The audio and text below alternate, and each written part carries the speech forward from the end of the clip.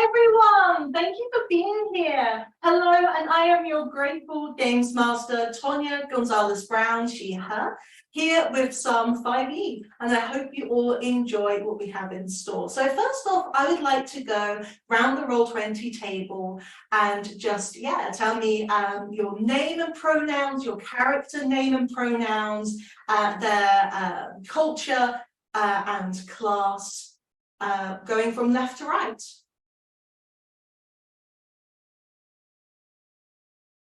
Who's left? Your left or my left? Going from so it'd be going from Corgi. Lovely, thanks. My name is Corgi. I use any pronouns. Today I am playing as, well, he goes by Shay. His pronouns are he, him. He, mechanically speaking, is a cleric of the nature domain, and he likes sweet things. He likes fun things, and he's just a guy enjoying life and hoping to spread said joy to other people.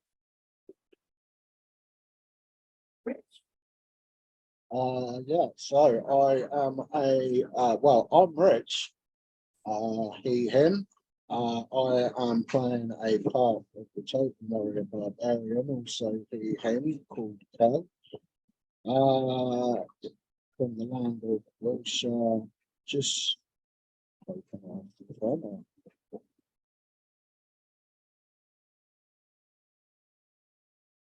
It's okay. We can come to locations later. So that's okay.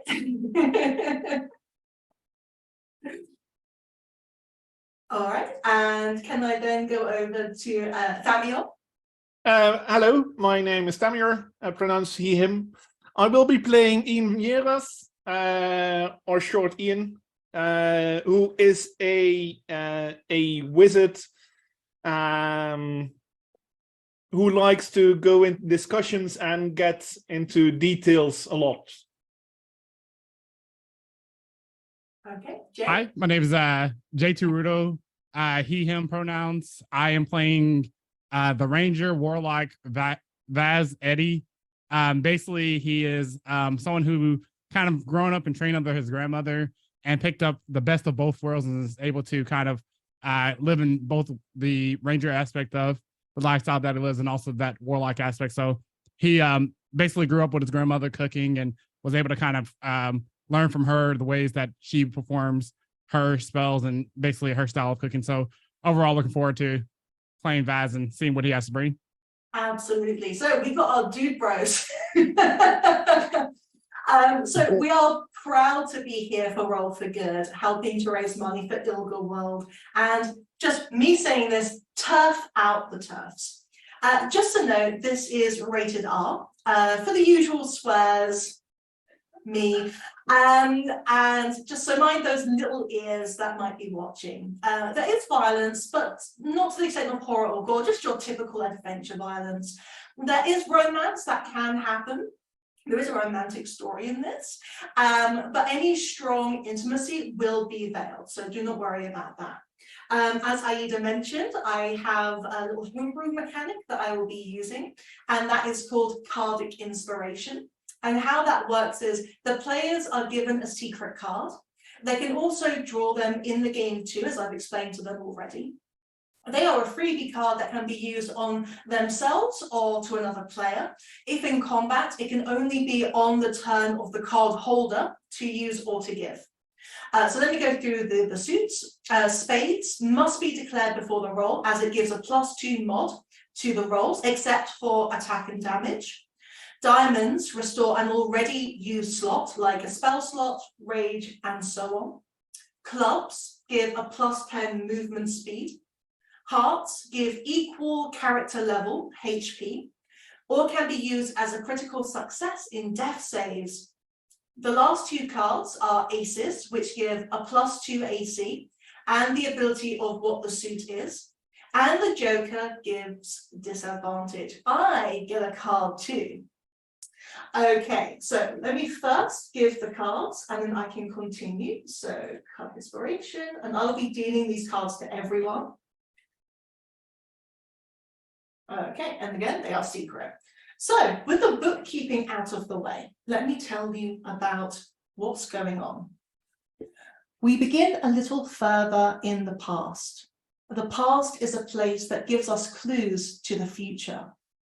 Floating through purples and blues, shining beacons of hope, there be the three most powerful ancient deities, formless, yet still full of raw splendor.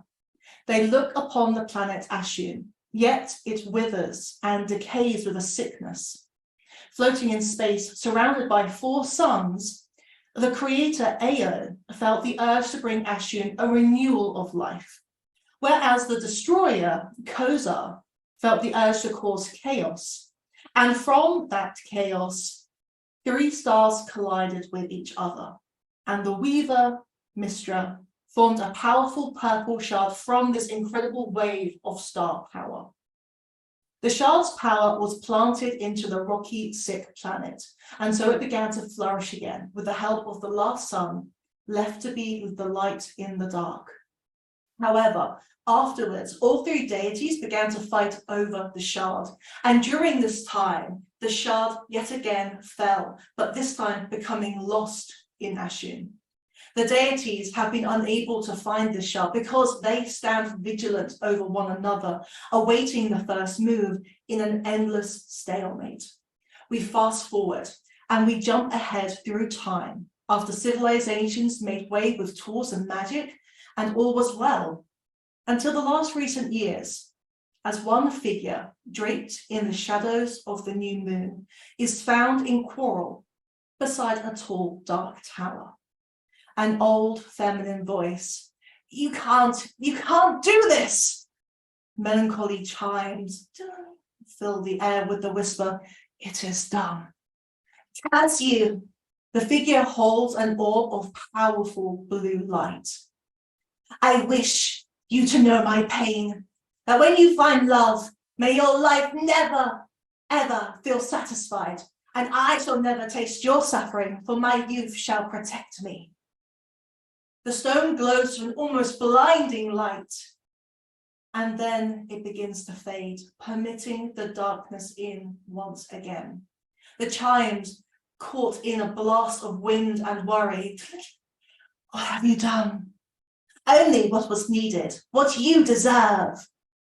The figure, no longer in a personal argument, leaves, disappearing into the distance as the night's fog rolls up over the hills.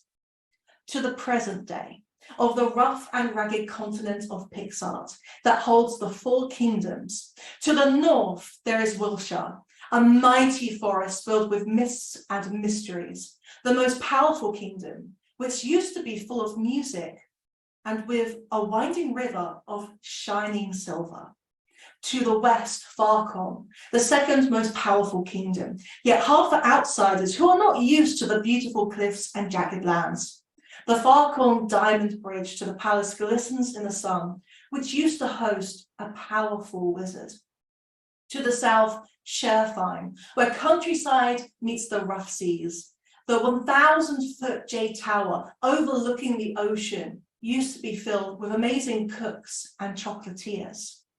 And Aachen, to the southeast, smallest of the kingdoms, yet the highest wielder of fish and crops. And it is here that is destined to be the focus of an unbearable crisis that has already swept across the continent. For the elders, the teachers, the tacticians, the inspirational artisans are vanishing without a trace. Until later, returning with no semblance of themselves, except the very last phrase they spoke, and this now they have become known as the Echoes. So far, you do not know if Widstone, the capital of Aachen, has been touched by this dread or not, but the Arch Royal of Aachen has requested your aid, and you have all agreed. Only after boarding the Wing Wave airship that has collected each of you, have you just begun hearing about the terrifying sea dragon that has a lair somewhere south of Aachen? The wood creaks from the salt and the spray as you tiredly try to catch your footing. It's been a cold journey. No help with moments being soaked as wisps of clouds come through you over and over again. A much faster way to get to where you're going, sure, but a knot is in your stomach as your mind flicks to the urgency, the personal stakes that you hold. It's been a journey of contemplation and full of questions. Why you? What can you even possibly do? Could you even make a difference if you tried? You were too late each time before. What makes this any different? And so, the captain, a lizard folk called Garby, is about to give an order to their crew aboard the Wingwave. But you all feel your feet lift off the deck. You can feel your eyes roll back and your stomach flip. A dark blue dragon with piercing red eyes and teeth, rows and rows of teeth as a shark's, has flown up from the waters below, taking a big chunk of the front of the Wingwave airship. A snarl comes across its face. You come to these lands. It is a toll of great worth. However, I sense something powerful, ancient. I know your scent. Bring this item to me, and I shall leave. If you fail, I will hunt you, hurt you. Upon your answer, whether you have been sincere or deceptive, you agree. And the dragon causes a wave of purple energy, and you realize that you have entered into an arcane contract. Urgelslain will be appeased. The dragon Urgelslain, before using his breath to fix the airship, meddling everything back together that was destroyed, you feel the ship reach better stability again, and the dragon allows himself into a controlled plummet, disappearing from sight. But a second later, a message enters into all your minds. When you find it, say, Urgelslain, the mighty, bestow the power of the deities, and I shall come. Your mind clears before a huge splash can be heard after several seconds of delay. Once you recall the winds soaking you again and again, everything slowly calming, the captain's heart pounding, manages to keep their ship together to land upon a harbour of a coast of sullen, crashing waves and glistening pebbles. You land at the harbour, which is not built for an airship, but manages to accommodate, to make do, and you are all about to disembark. Welcome to Echoes of Ashun. Okay, so as you all disembark, you are greeted, and let me just make sure that you have access to it, to a character that approaches you. You can see that she is an emissary. You can see that in all players, there we go. Okay, you should be able to see. She approaches you all and she goes, hello, I am Esme, Kea Betreya. It is a pleasure to meet you all. Now, due to possible arriving conflicts from the other kingdoms, I do need to see your authentication. Do you have your letter from the Arch-Royal? And she holds her hand out. You can see that she is about a 6 foot tall high elf with blonde hair, piercing green eyes. You can see that not only does she have the elf ears, which are lovely, long and pointed, but along her white skin, you can see that she's got not a crown as such, but decor of like a chrome assortment of jewelry and decals that kind of like sit on her scalp behind her ears. You can see she's dressed very regally, and she just holds out her hand. I'll sign my letter. Here you go. Okay. Ah, interesting. It is a very swirly cursive. I wonder if the Arch-Royal has been practicing. Yes, well, everything is in order. Let me take a look at you all. So, would you like to describe what you all look like to Esme? Yeah, Ian is I can start. Well, let's take that. I'll go with Jay first. Okay, so Vaz is a wood elf. He has very distinct features. If you put him and his grandmother right next to one another, they almost resemble one another to the T. He has beautiful dark copper tan skin with a long curly brown frohawk and that has red strips of hair going throughout. His eyes are golden brown, and he has very much so pointy ears with earrings on his right ear. It's a studded earring. On his left ear, it's an earring that hangs a bit low. He bears a sleeve on his right arm, a tattoo sleeve that has a whole bunch of calligraphy on it and symbols. It almost seemed like it's something that could be of a secret ritual. And overall, he just stands at a tall 6'4" with a natural athletic physique. And he wears, he's pretty much in all black with elements of silver throughout his clothing. And he carries a bow on his back along with his quivers. His bow looks like it's crafted from the finest woods that took centuries to build. And overall, he just stands at a posture which is pretty confident. And he also carries his grandmother spell book or cookbook as one of the items that he keeps on his side. Lovely. Thamior, please. Ian is a half elf with red hair, no beard, no mustache.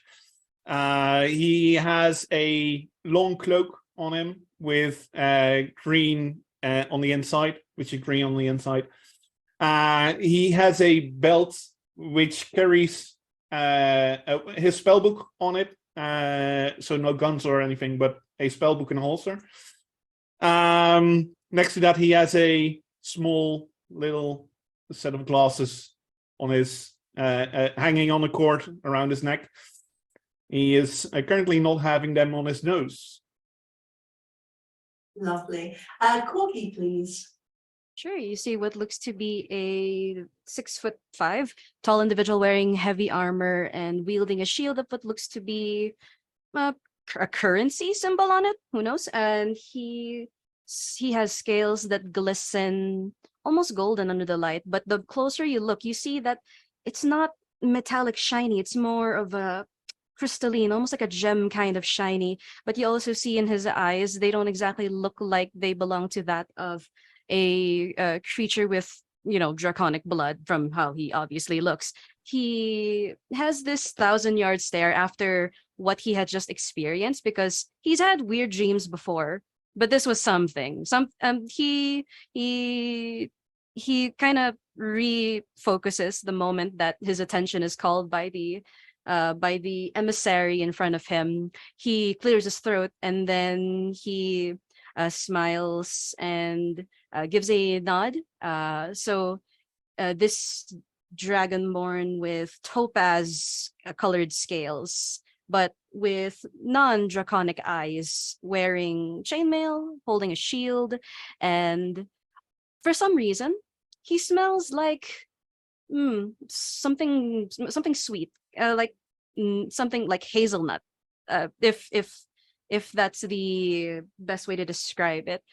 Maybe it's as a perfume, or maybe it's from being around certain places in his home too much. Who knows? But yes, that's him. He has this jovial smile on his face, almost like a cheeky little grin as he greets the emissary and his companions. Fantastic. Rich? Okay, well, there's not really much I can say about Cal. 7'11" Loxodon, though you can only tell that by his head and his big floppy elephant ears. The rest of his body looks more like a bear with thick, dark fur. You can see that he's pretty well built with it all, as you would expect the bear to look as such. Don't really know what else. That's about as best as I can do for him. Nice and simple. Gotta love it. Yeah. So you arrive at the harbour of Whitstone, and you've just arrived on the airship Wingwave.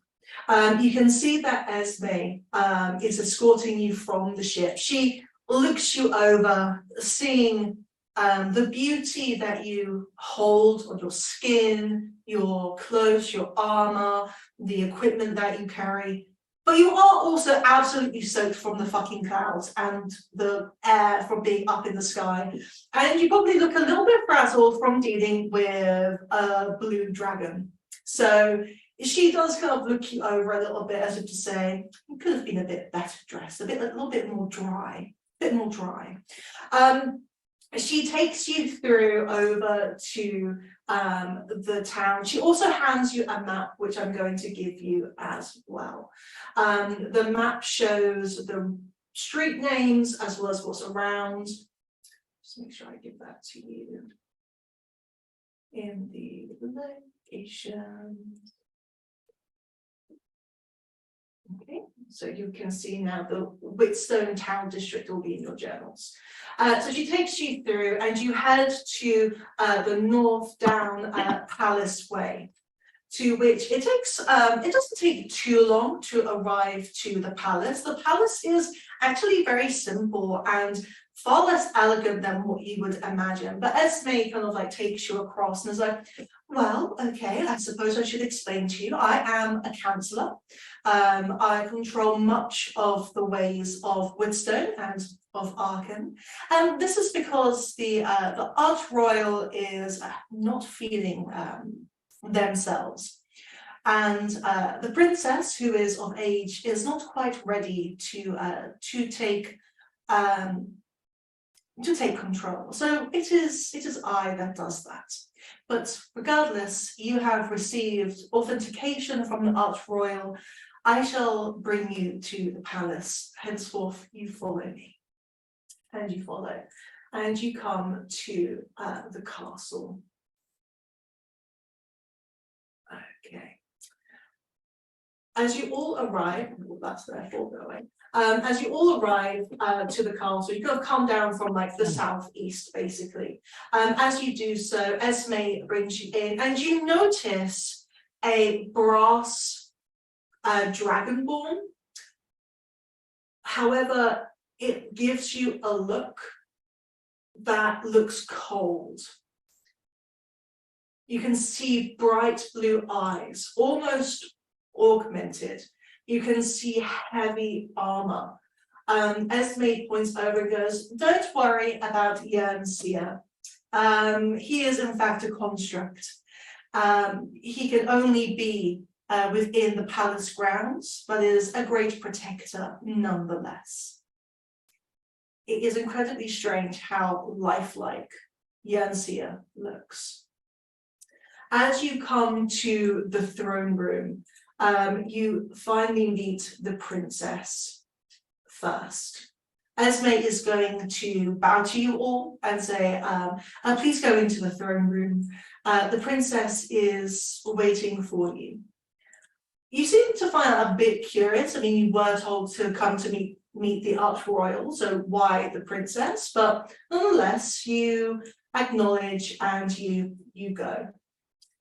The princess is standing there at about 5 foot. So Kel, you are already like so tall at this moment as you come through. But you can see an elegant young woman, human, with beautiful black skin. You can see she's got lovely full purple lips. She's also got a crown of large purple flowers. She's got a massive like gold hoop on one hair and long flowing dark brown hair, and also purple eyes. And she looks to you all and she goes, I appreciate you all coming. Is the councillor gone? Looks left, looks right, looks behind. Is the councillor gone? Do we Gone. notice? Yeah, she didn't come through with you, but you still get the impression that the princess is like, she's still around. I'm sorry, I should have introduced myself. I am Princess Leandra Hooksey. I don't know if you are aware, but my BB, my pair, is sick. The Arch Royal Orindi Hooksey. Unfortunately, they as I say, are not well, and it was actually I that sent you the letter for your help. My BB is not in, again, great health to do much of anything, and I am so worried that my archroyal is an elder. My BB is an elder. They have been an elder giving combat experience and diplomacy for many years. And not only are they sick, but they are an elder and also the archroyal.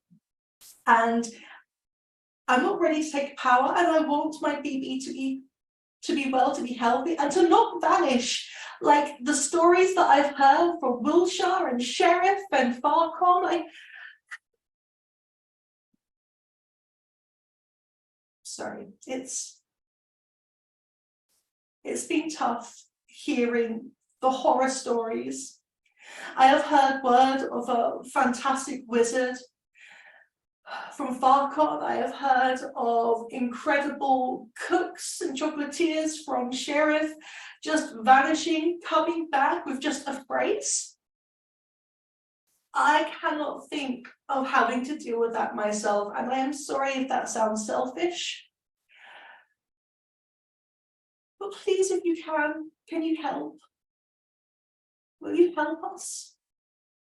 Seeing this very distressed young lady, Shay will blink that someone of royal status, he has this image of those in authority, that they're always formal, they're always well presented, and they rarely show emotion, especially where it makes it look like they're weak. He's not used to it. He's a country boy. He didn't know that they would be so open like this, that she would be so open like this.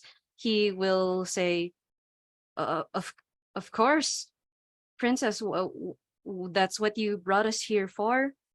And well, I have personal stakes in this too, and I have no reason to say no. Thank you. I do need your help with something else. I believe the gravekeeper had some information. I don't trust the counselor. My BB trusts her complicitly. I don't. After seeing Yernseer be brought in, there's something off. And I have tried going to our palace temple to pray and give monetary value to Waukin. Waukin, I hope I'm pronouncing that correctly. The deity of trade. And it's been difficult. So I don't trust Esme. I do trust someone though, and he is not here. And I don't understand why he's locked himself in his tower. It's not even able to be found anymore. It's not even visible. But the warlock, Asmos, if you can find Asmos, if you can find his tower and get him to help, that's the only two names that I can think of. The gravekeeper is Sire Ray, and the warlock is Asmos. And yes, if you could find them, find out what clues they have, and also find Asmos to help with this, I would really appreciate it. I understand the pain that you're in, and we'll do everything in our power to help.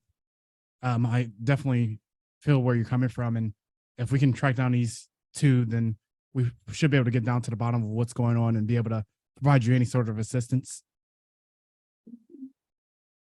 Right, Yeah, well, sure we can help in some way.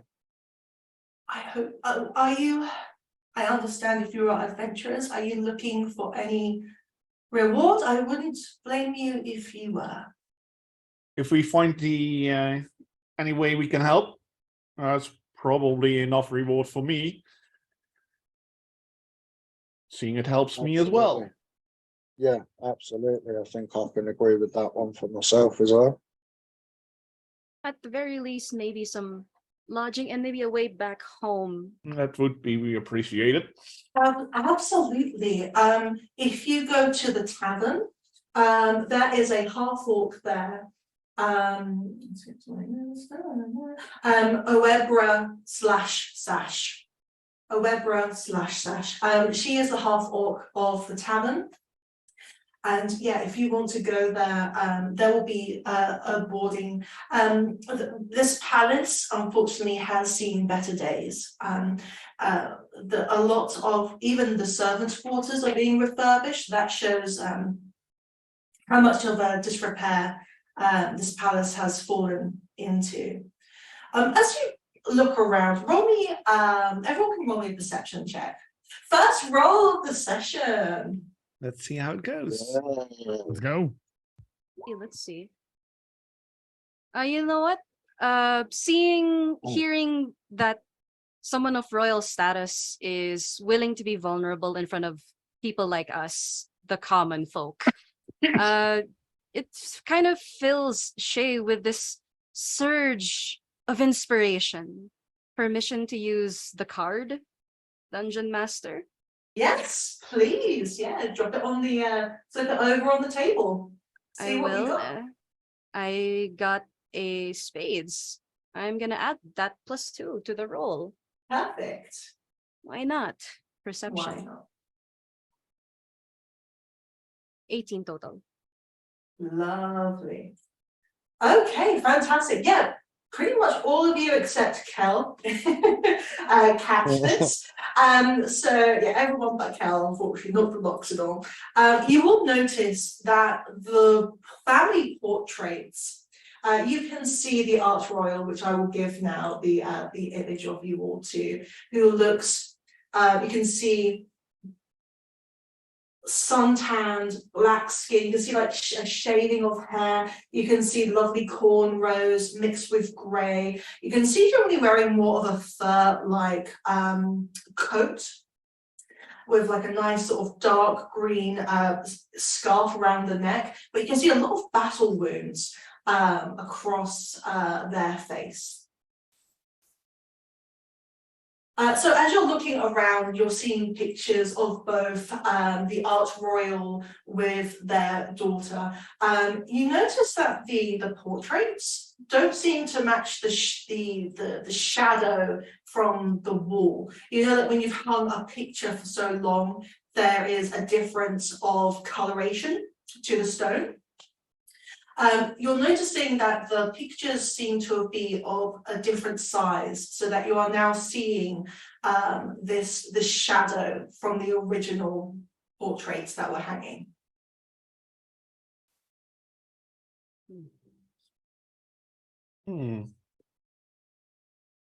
Does the Arch Royal, do they seem okay? It's Shay's first time seeing them. Yeah, I mean, they look in their prime. They look fit. They look healthy. They look proud to be themselves with their daughter. You can see in the portraits it's quite shabby, but it's humble. They're still fucking wealthy. They are still an Arch Royal and a princess, and this is a palace, right? But this is, compared to the other kingdoms, this is far lower than anything you've seen.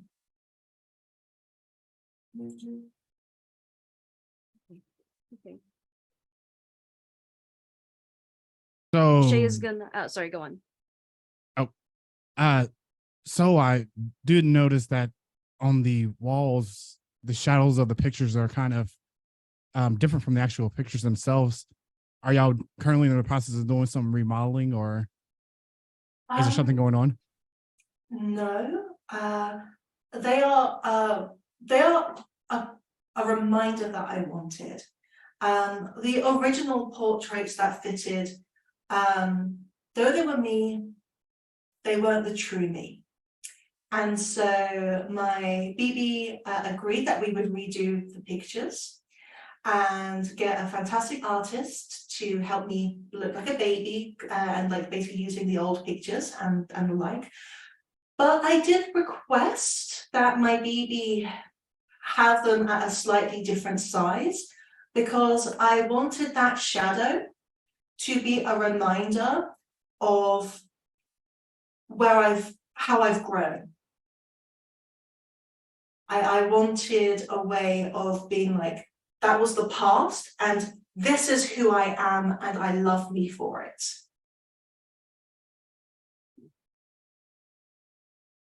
I suppose that does make sense. And it's nice being able to sometimes look back to where you've been so that you realize how far you've come. Exactly, yes, and of course Yeah. seeing the original portraits would be too much for me, but seeing these pictures of me as I see myself with my BB, how they see me, I'm sorry.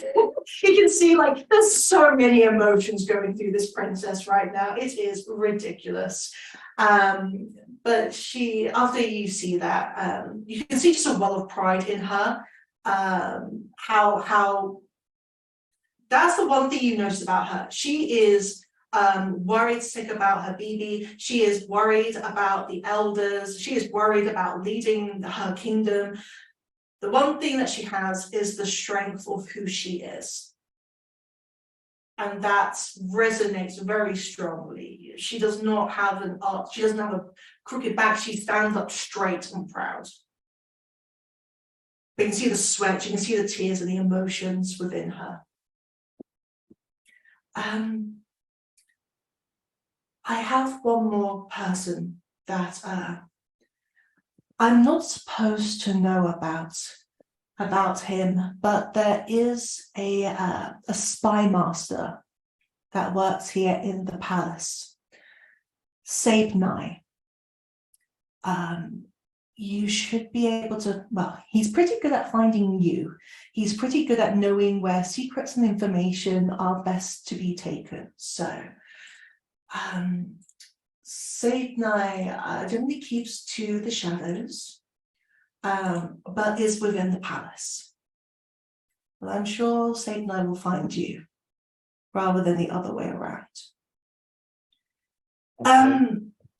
If you don't mind, I would like to go to the Arch Royal's bedside, and I just like to take care of my BB. Unless you have any other questions, I hope that the councillor already gave you a town map with at least a few things Yes, on we there. have a map. Yes. Okay, Yeah, okay. All right, fantastic. Do you have any more questions for me?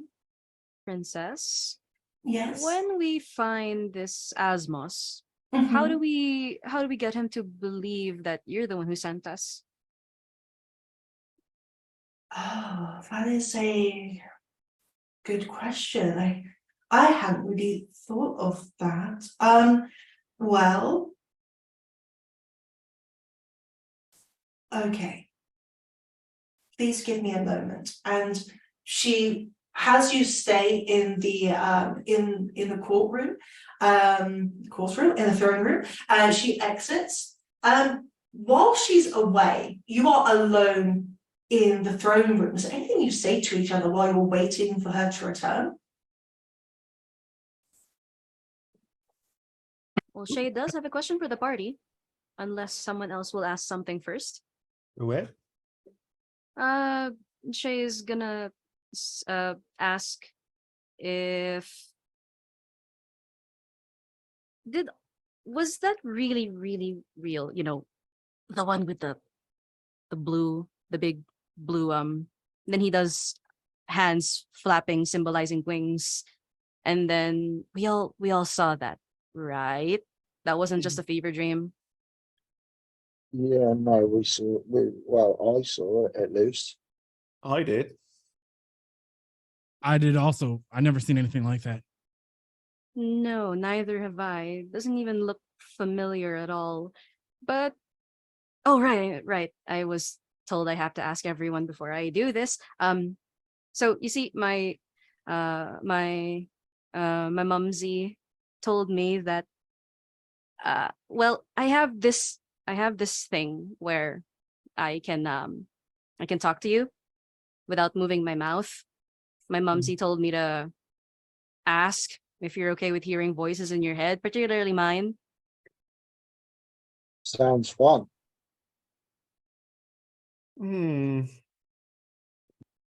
As long as it's good voices, I don't need anything that's gonna drive me up the wall.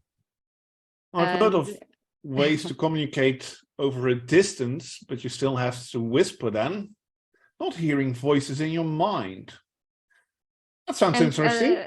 And as a form of a demonstration, Shay is gonna just grin absent-mindedly, poking at some of the bricks on the walls because it's very nice and pretty. But while looking at let's say well the party, you'll hear a voice in your head. It's Shay's voice saying, "Testing, hello, blink twice if you can hear me." But his mouth isn't moving. His mouth isn't moving. I do blink twice, but I am immediately also thinking, does this work the same way around as well? You don't hear a response from that, and it seems like it's not a two-way means of communication, unfortunately. That's good to know. And then he verbally says, "Wait, did you say something?" Sorry, I guess so, but if you have not heard it, that I don't know. No. So, what's the distance on this? Do you have to see us for this? Well, yeah, I do have to see you. And then Shay kind of starts, taking a few steps, and then a few steps, and then another few steps, and another few steps, as in looking at you from the hallway, but asks to keep the door open, and then goes back and then says, "Hello, I'm still here, but I don't want to go too far," and goes back into the throne room, and says, "Yeah, my mumsy told me that I got it from my father." And That's very handy. it can be. It's a little creepy. So I was told. That's why I've been told to ask before using it. It's good to know that you have asked. It's good of you asked, because hearing voices normally isn't a good thing. No, can- it's I think not. it's special. It's certainly special, but if you suddenly start hearing voices, I would suggest go see someone who can help you with that. Although now I know your voice, and I know it can pop up in my head, I'm completely fine with it. And Shay grins and thanks the party, and continues to look around the room, unsure if it's appropriate to be poking the bricks, because even the bricks are royal. He's not used to these kinds of things, just looking on with fascination, and just very tempted to just poke at everything. Tempted doesn't mean he will, but he kind of wants to. The princess returns and she goes, "I have asked them for permission before doing this, but I think this should be enough." And there is a lock of the Archroyal's hair, just a small lock, and she goes, "This should be enough." Asmus would absolutely recognize the Archroyal's lock. "Please, take care of this. I know to many it's just hair, but this is from my BB and it's got sentimental value, and please don't lose it." And who out of the party probably looks the most responsible? Please, not the country boy. Responsible. I'll say Vaz is pretty responsible in the sense that he helps his grandmother out a lot whenever she's preparing big meals. And so he's often tasked with important duties of bringing back ingredients and also just basically going out to hunt for stuff. Absolutely, yeah. So she will pass it over to you. It's in a beautiful, expensive silk cloth that it's wrapped round to keep it protected, and she passes it to you. Thank you. I'll make sure to cherish it and keep it sacred and make sure that no one ever gets to it and we return it back in one piece. Thank you. That means a lot. You all head out of the throne room as she's just having letters upon letters that she's having to go through. As you leave, you hear the heavy clunking footsteps of the construct Jernsteel, but he goes into a different direction. And as the footsteps disappear, you see coming out of from nowhere, you see a kobold in black with a skull, and you definitely feel that this is Sagnai that is approaching you all. New guests. Interesting. What information do you hold, I wonder? We could ask the same. Yes, I'm sure you could. And Would in it be- fact, Would it be smart to do so? I think so. And you can see a grin underneath his face. And he goes, I have been dealing with a counselor for too long. Yes, I would like to share some knowledge with you that I have. What would you like to share then? There is an old castle that is south from here. The castle is told holds such wonder inside, but no one's ever been able to get through because the kobold army of Arkan seems to be heavily guarding the area. There's also an item that has been stolen from the gravekeeper. And as he mentions the next part, Shay, you perk up because he is talking about Wayukin, the trade deity, and how there was a gold coin on one side and black and tarnished on the other. And it's an obol. And for those who follow Wayukin, it is used as payment to the fairy folk to allow souls to go to the afterlife. So it's a trade fair coin. So Sagnai mentions that the trade Wayukin obol has been stolen from the gravekeeper. The gravekeeper, remembering all the names I've created, why did I create so many? Sayore, that's gone missing. Lastly, another thing about the gravekeeper is their specialty in learning about suspicious circumstances of death. It might be wise to go to the tavern or the blacksmiths because somehow they are connected. Connected? Connected. Why How exactly are so? you giving us this information? Because I feel like you will be able to give me some information that I can use when the time comes. I feel like I've been very helpful. The spy master, it's not just me. You almost hear him want to say sell information, but he doesn't actually say it. He cuts off just before the sound. it's not just me having to protect Arkan, which I do. I am loyal to Arkan. And you, in your passive believe that. You can see that regardless, he loves the kingdom. And I would like to ensure that any information that I have that could be helpful to stop the elders disappearing will do so.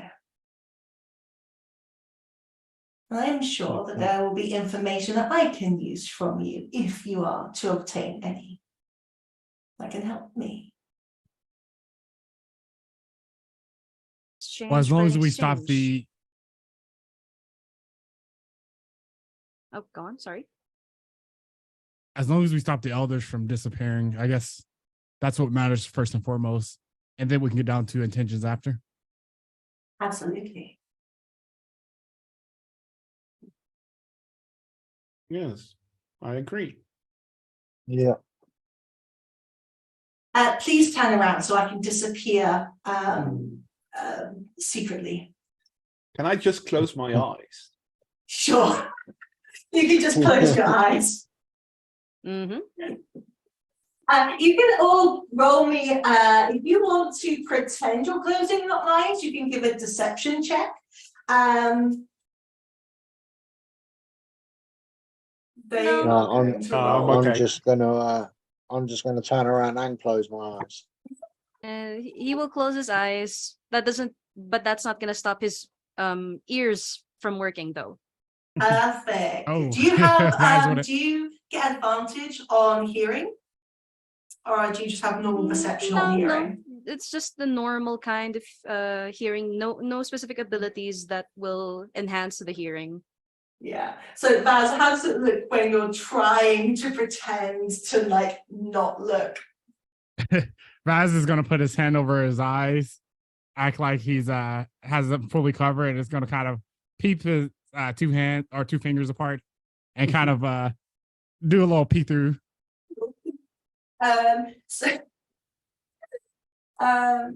the spy master got on that one. So yeah, you managed to catch the spy master as he's like he scrabbles and yeah, so Shay, you also like pick this up, the sound of scrabbling up the stone walls, and then you can see like a little vent shaft, and you can just see him going as he's trying to like open the shaft and then get inside, and you just kind of catch so Vaz, you just catch the tail of the kobold, almost like a velociraptor tail, as he like goes inside this small trapdoor, and you just hear him go click as it, and then he like scurrying away.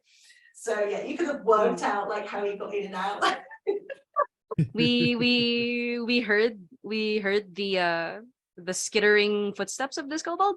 Yes, Alright. yeah, you heard the skittering just going up the Alright. stairs, and you heard the sounds of what sounded like something opening and closing.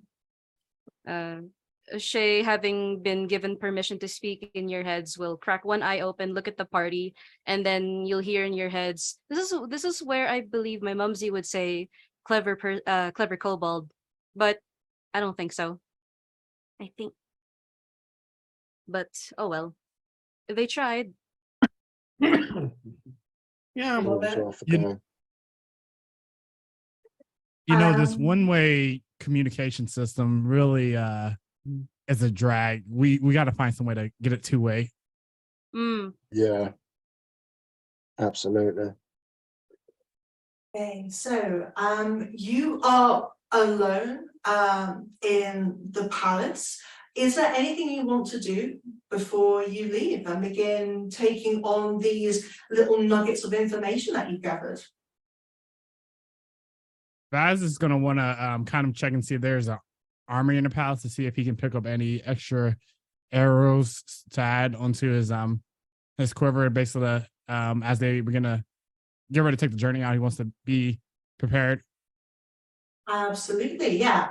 You are easy to find. For some reason, all the doors are labeled. You can see one for kennels, one for stables, servants' quarters. You can see one for armory, the little temple,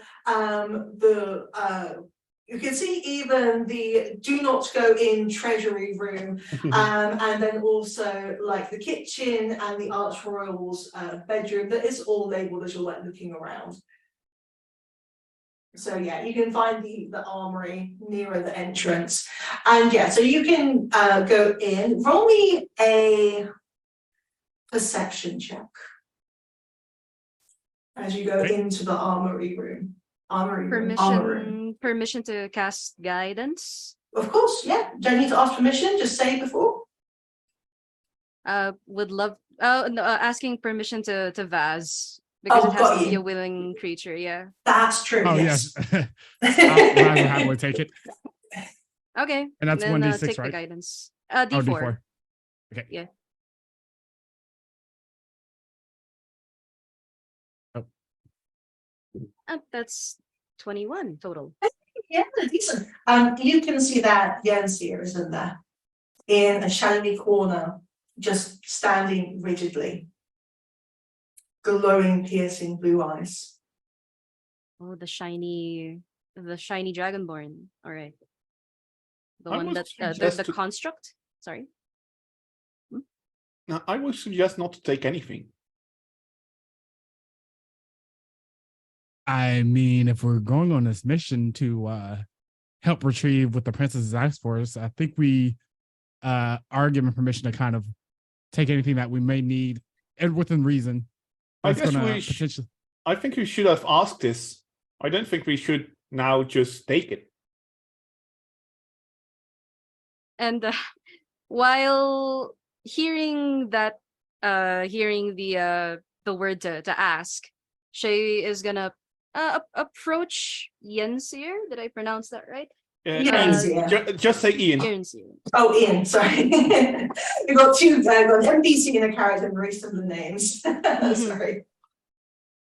All right, and we'll kind of try to make eye contact with the very rigidly standing Yensir. Try to catch their attention. Yeah, is there as any you- reaction? Yeah, there is. You can hear this sound as mechanically moves and looks at you. And we'll say hi. We're trying to help the princess. Is it okay if we take some things that aren't exactly wanted? You know, things like stray arrows that no one's using, and it's to help the princess. There's no emotion. He opens his mouth slightly.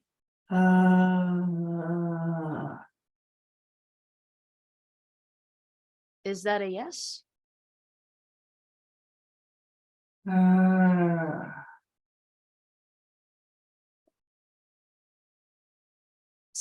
Can How about you we do like a 1 grunt for yes and a 2 grunt for no kind of thing? So if that could work. helps. I didn't That quite would catch that myself, Rich. Could you repeat that for me again? Sorry.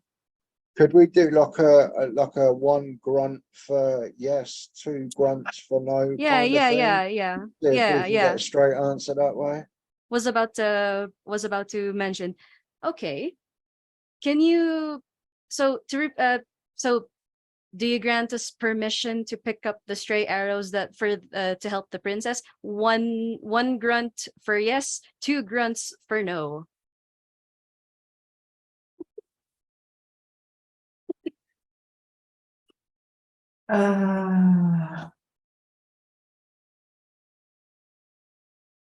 Shay Well, is I'm tempted taking to that as a ask, yes. yeah, Shay is tempted to ask again, but that's actually my fault because I want to hear the DM do that again. But Shay will understand, will understand perfectly, and will give a thumbs up to Vaz, saying, by all means, starts Okay. helping pick up the arrows.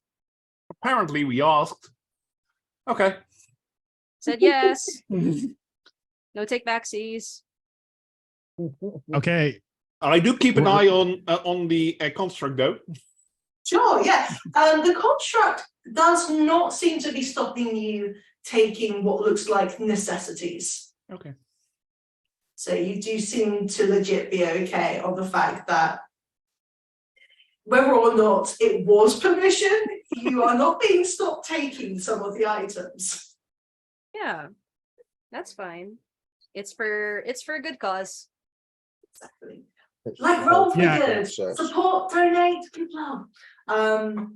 Okay, so you take the items. I'm gonna jump you over to the town map just so that you've got a bearing again of like the area that you are in.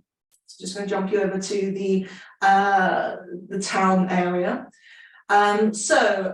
You know about the tavern, which you can generally get the gist that it would be down Brewery Lane, down the eastern road.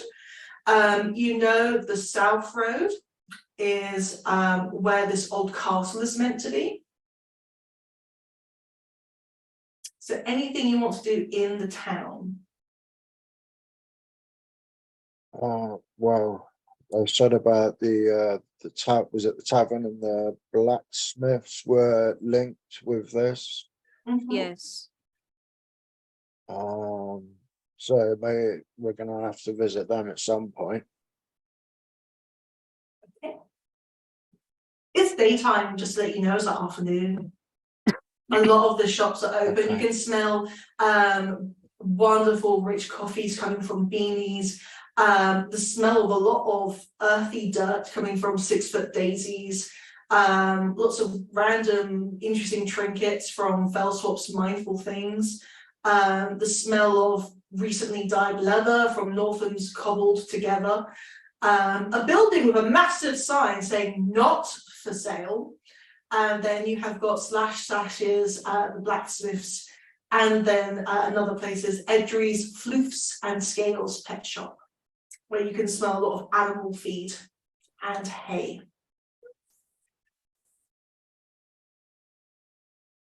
All right. Shall we head to the blacksmiths first? I think that would be a good idea, yes. Seeing we have Yeah. to go there anyway. Yeah, And makes sense.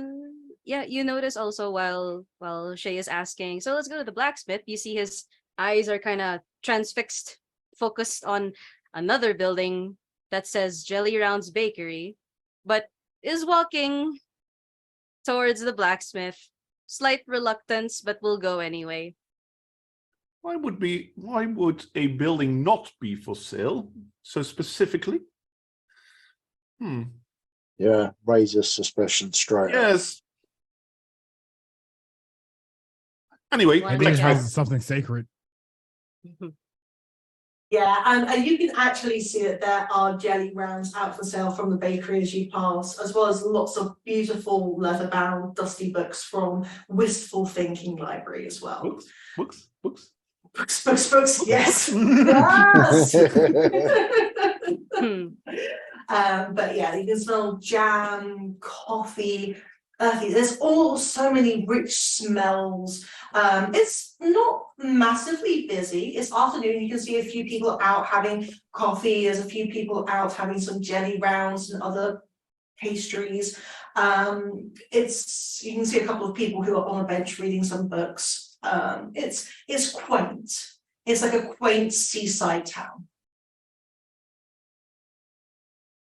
Vaz is gonna kind of tap on Shay.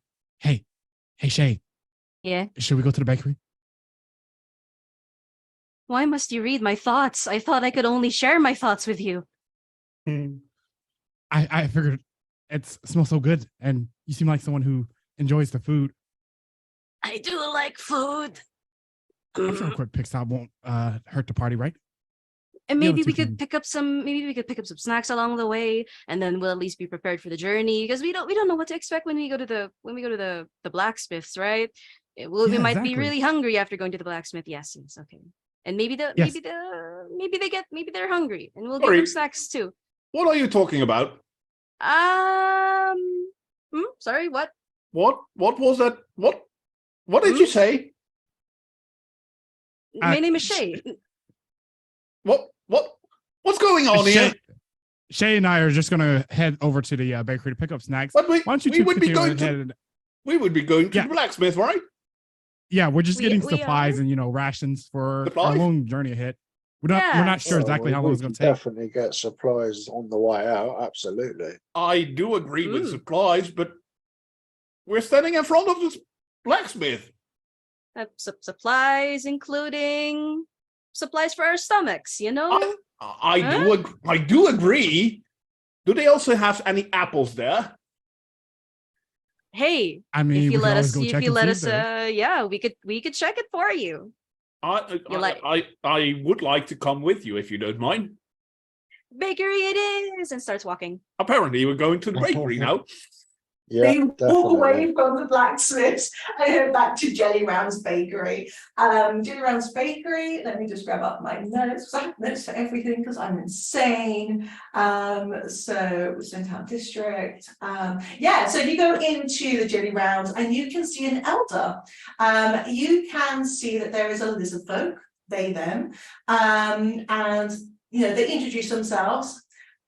Welcome to Jelly Rounds. I am Chef Kristen All, and it is a pleasure to meet you all. And she has, they have got the beamiest smile that you could imagine. Lovely, kind of like grey hair with little streaks of white. You can see that they are pretty tatted up. You can see that there is a massive spatula with like names written in between the forks. You can see that there is like a serving spoon. You can see that there is like a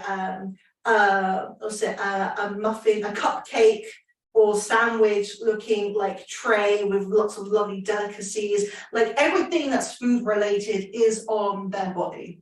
Even their tail. At the end of their tail, you can see at the end of the scales is a cherry tattooed at the end of their tail. So they look over and go, would you like our famous jelly rounds? Are you interested in something else? We have got, it was apple, it was Apple. I know the word. My DM brain has gone. It's covered in like caram, toffee apple. Yeah. Yes, we've got toffee apples. Though I would say, advisory warning: make sure that your dentures or that your teeth are well fitted in, because there have been accidents in the past, and I don't need to be sued again. So please make sure that your teeth are in the upright and bottom positions, so that we can make sure that there is no issue with you eating the toffee apples. With that, we have got our famous jelly rounds. We've got strawberry, raspberry, forest fruits, apricot, peach. I make the best key lime pie ever. And so I have got key lime pies. And other types of, but tell me what you want. Even if it's crazy, I can even try and make it. One I mean, of everything. uh, I do agree with that. One of everything sounds good. Make it 2 apple those. Do. I also have got my my famous bubble dough. My famous bubble dough squares, if you are interested. What are those? Oh my! It's kind of like I've been told it's like fresh dough from inside a baguette, but it's got a sweetness like bubble gum, but it also has a candy floss texture. It is a work in progress, so if you want to try it, you can always give me feedback. I love constructive information. well, I think I'll just settle for some apples. Apples is always good. Look at the wizard and barbarian, just like, give me the fucking apples. She's Well, you kind of know- doing heavy breathing in excitement. Oh, sorry, carry on. We elephant folk, we love our apples. Mhm. I do have a question though, Of course. and you can see Vaz filled with excitement as he lights up. So as I was growing up, my grandmother used to teach me about this muffin man who used to live and work off of Brewery Lane, Will this happen to be his bakery? Wow, let me see. Wait a minute, what is your grandmother's name? My grandmother's name is Zella. You Sally's grandson? Yes, I am. You are helping me with the baking. Uh, If anyone has your Zelly for a grandmother, there is no reason for you to be on that side of the goddamn counter. You're coming on this side and making sure that you respect her tradition and make sure that you don't let her down and you get on this side of the counter. And you, looking at Shay, are you good with chocolate? if you say that again, I'm gonna cry, but Are you yes. good with chocolate? Yes. Fantastic. Yeah, yes. You're going to help me. You can see I'm old, right? Like, I can get some free labor off of you both. You're getting the food anyway, so get your asses over here and help me out. Shay kind of parkours over the counter, not very gracefully, but excited, and starts looking for an apron that fits, and will immediately without any "are you sure," we'll just go in and just get very excited to try to get as much on his hands as possible. He's particularly interested in merging strawberries with chocolate because it seems like a good combination, or well, fruits in general, right? He loves experimenting with these things, and hearing someone with a well-equipped kitchen willing to let him play, well, he's not gonna say no. If I would have known we would end up in a bakery, I would have taken some apples from the trees back home. Yeah. Unfortunately, I did not. And that's what I was second thought is within his element, and he's basically going to proceed to go on the other side of the counter and begin to kind of help her whip up these delicious pastries that she's cooking up, and be of help to any way in her possible. Then, yeah, perfect. So I would like you both just to give me a performance check with advantage. All right. Oh, They Dungeon are- Master. Yeah, sure. I have a question. Am I permitted to roll cook's utensils instead? Absolutely, yes. If you have your proficiency with your cook's utensils, then you can absolutely do that. All right. I will also ask what ability you'd like me to use for this. So I will be probably going down the performance route again. So I am going to be looking for charisma. Okay. Cook's utensils and charisma. Thank you. Hope we don't let grandmother down. Vaz, that is very nice though. Anyway. Okay, so you got a 9 for your performance, and we have got nice, the cook's utensils, right? Okay, so Vaz, you feel as they come over to you, Kristen comes over and goes, no, not like that. No, this is for Zelly. No, Zelly always put this with it. Boy, and she kind of like does the very grandma, if you'll allow it, little clunk on the head, you know, very traditional, like, you should know this. I'm sorry. I get so over. You notice a bit of emotion coming from them every time they're saying Zelly's name.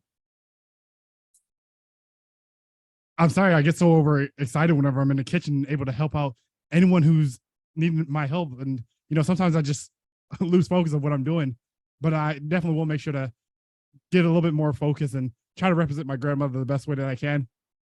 You have potential. I can see it. But you're so excitable. You forget, you know, there's a reason that we have weighing machines. There's a reason why we use spoons and scales, you know. too salty, too sweet. Can anything be too sweet, actually? Do you know what? There was an incident about 50 years ago where a lovely little halfling came by with a bag full of sweets. I think it was some type of spoopy night of the year, and they had too many sweets, and they knocked over a hornet's nest, and the halfling was fine, but all the sweets were gone. So yes, I think there can be too much sweet. Okay, yes. In that case, there can be too much sweet. Looking over at you, Shay, goes, yes, that's very technical. This is a very technical lizard folk elder, and just like looking over your techniques and goes, yes, very, very good. And like keeps tapping their tattoo of the new tattoo you're using. Goes, yes. I approve. Yes, that is the correct way of using this spun. And that one, oh, I didn't even know you could spin it like that. Oh, you're teaching me? No, this is strange. I'm the elder. I should be teaching you. Wow. Well, Elders. See, Vaz? See? well, I You're doing such a great job, can't Shay. take all the credit. Oh, thanks, but I can't take all the credit. Shay's not looking away from what he's doing because he's almost tunnel visioned on it, but he will speak because he's learned how to kind of multitask that way, and says, I can't take all the credit. The only reason I can do this, the only reason I know how to do this is because of Carmina. She's simply amazing. She's the reason why I curiously entered a kitchen for the first time, and let's just say I never left, and just continues to decorate. So he takes some chocolates, starts mixing them, then he tries to chop some teeny tiny little strawberries, and then kind of like pile them one on top of the other. So that's what he's hoping to do. And then if there's maybe some crepes or something of the sort, he's gonna stack them on there. Then if they have whipped cream, it's some whipped cream will be applied. So yeah, he's just playing around. It's like if you have building blocks, except it's food. That's the kind of thing that he's hoping to do. And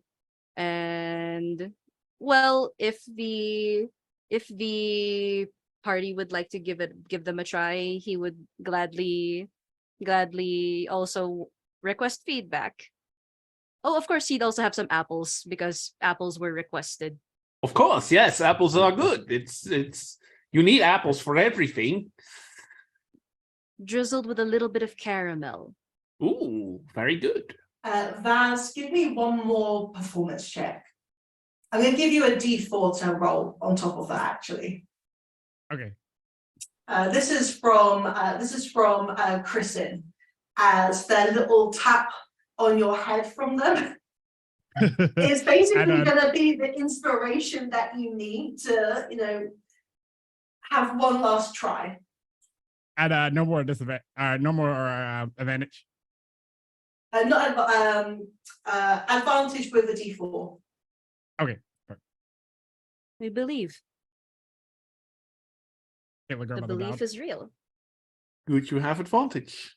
Yeah, 1d4. Let's go. Not sure why I did roll a d4 with him. There we go. Lovely, day 20.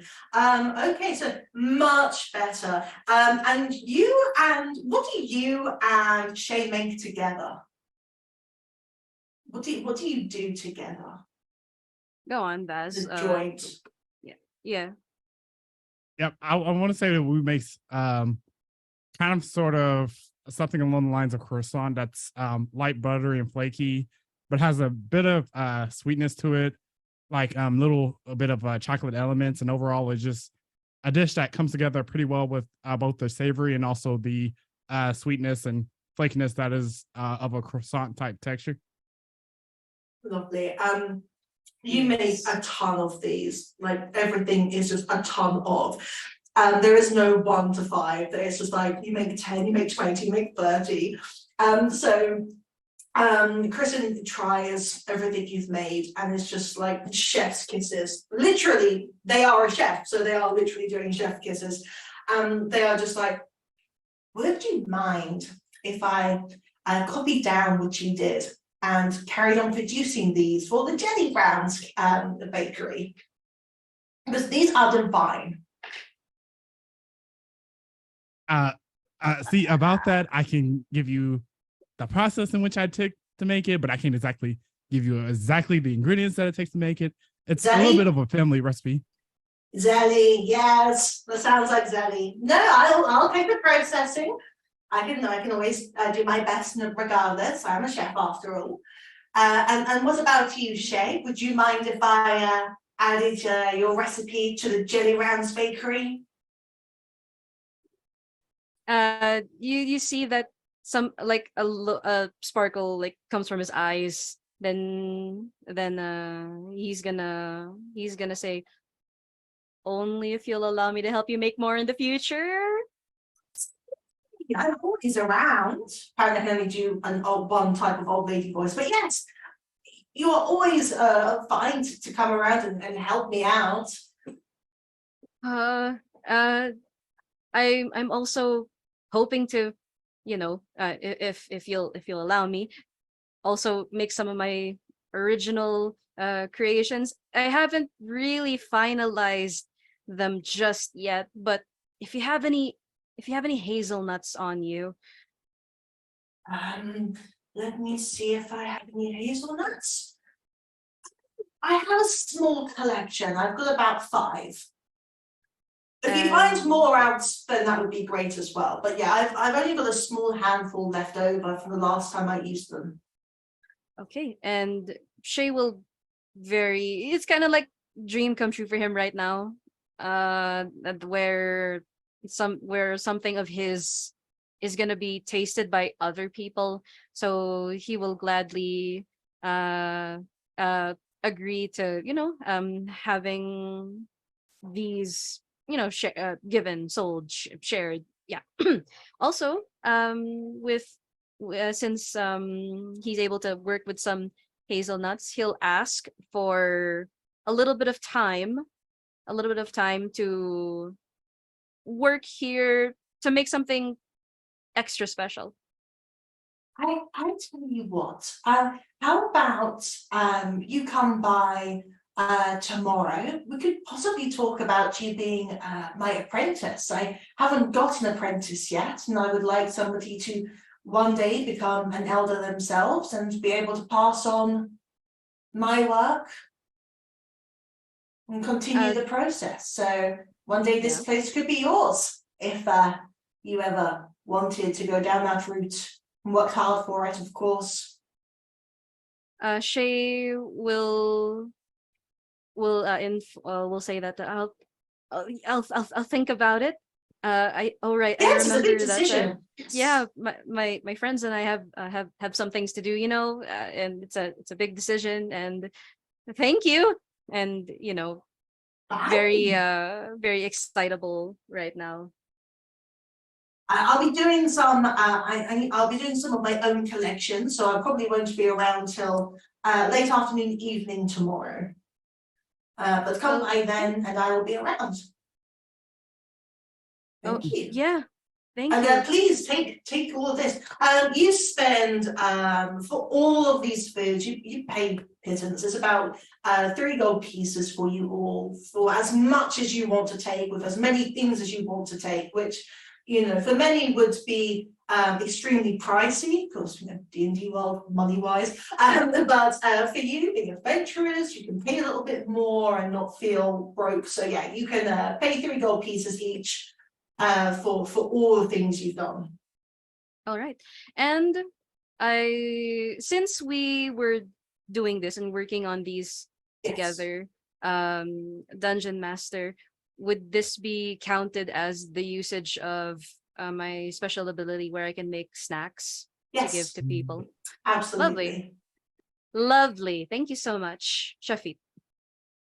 Yes, go love the chef beats. Perfect. So you got all these traits. they do say that if you're taking any of the bubble dough squares, let me know how that goes. But they don't say anything as they bag some up for you each. Okay, so what would you like to do now? Do you want to head straight over finally to the blacksmiths? Yeah, I think so. If Mhm. yeah, Yeah. Yep. Okay, so you'll be able to see in your journal. You come to /sash blacksmiths. As you enter, you can see that there is a pretty burly, hench-looking red dragonborn that's currently at the process of sharpening an axe blade. You can see that it's got red tendrils. My dragonborn have tails. And it's just beefy as fuck, and it's just sharpening the axe, and looks at you and goes, "All right, welcome to my smithy. Is there anything I can get for you?" Well, good sir. We come for, well, maybe some answers that we were told you have. And the party hears in their heads. The party will hear in their heads. So do we bring up what the spy master told us? uh, Ian just slowly nods a little bit. yeah, just a quick little nod, enough to get the message over. Hopefully, not enough for him to see it. Okay, just to make sure that Shay is remembering this properly, the spy master informed us. So Save 9, the spy master, I believe, Save 9, talked about a coin of Joaquin that was stolen from the gravekeeper. Yes. That was supposed to be used to pay fairy folk for the transport of the dead. Mhm. And maybe the blacksmith might know a little something about these coins. Did I understand that right? You're on the right track, yeah. Okay. And well, Shay carries around on his person, right, the holy symbol of Joaquin, and says, he has to, and then says, well, I think this looks familiar to you. Gestures to the holy symbol. Yeah, Sarai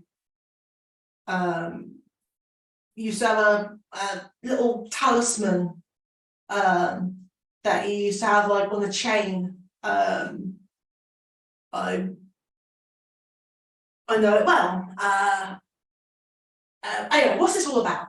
You want to buy anything? You want to do anything? You can Well, you can feel that he is kind of like trying to shift your conversation away. Well, we would love to buy stuff. It's just that it's just that I kind of, my friends and I would like to learn more about, well, this coin with a particular holy symbol that resembles the one I have, that was, well, unlawfully borrowed from local gravekeeper. It has a symbol on one side and burnt black marks on the other. It's supposed to be used, sounds like the one, yeah.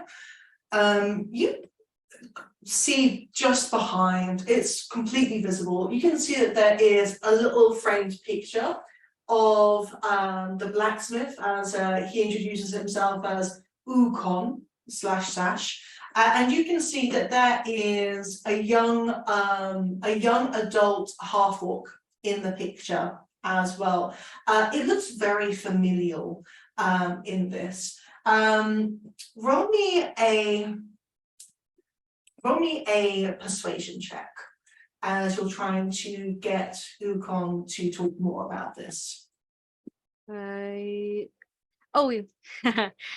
since this dragonborn is such a big person, Shay will dig into his bag and say, "Hey, you look hungry."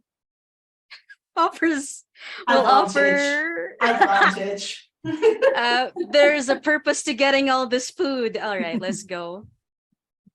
It would work on me, so it should work on hungry blacksmith. Yeah.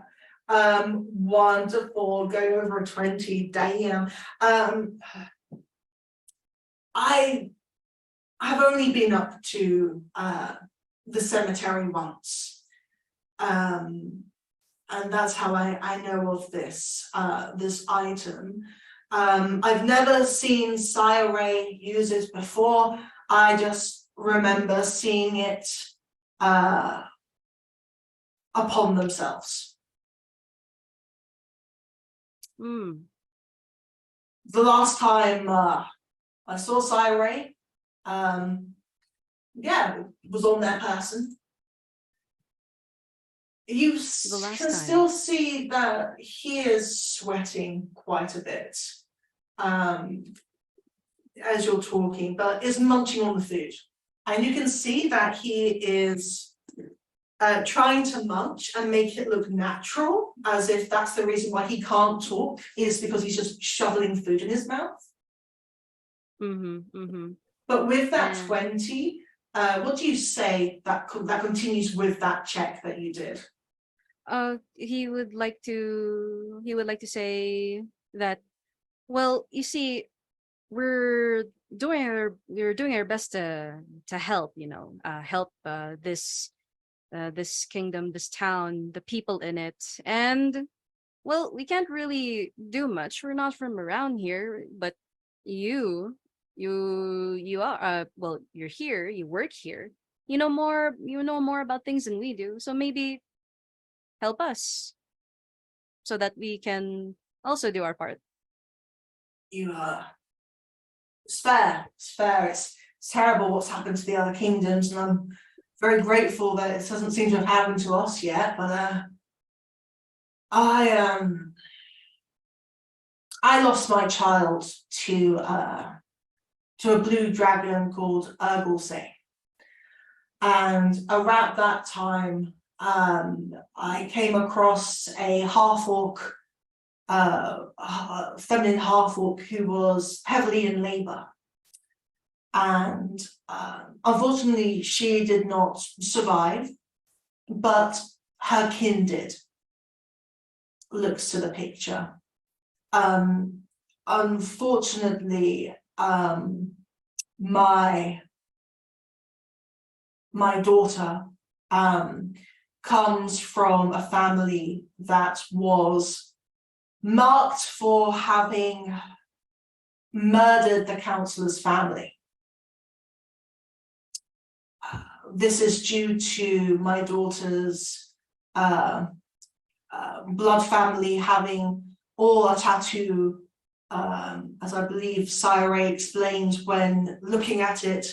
The tattoo looks like the animal of prey that rangers and such hunt, and it will form on the hands and arms, basically in the direction of where that prey is, as long as it's visible and not obscured.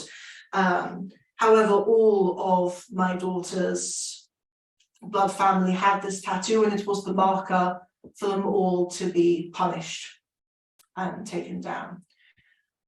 She is the one that runs the tavern. But it is only from that I have been to the cemetery to see Sire and to know that symbol.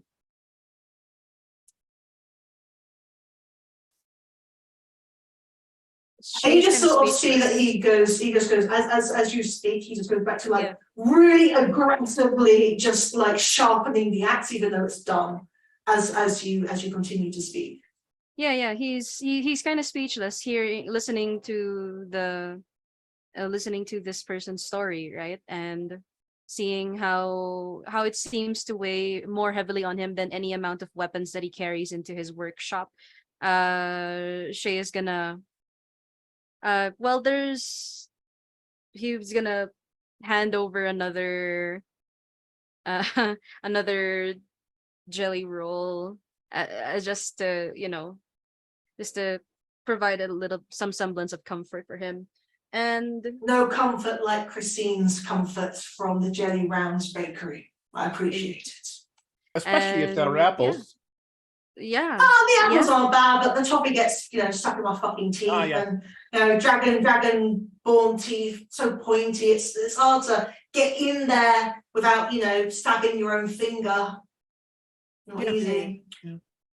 I can understand that, yes.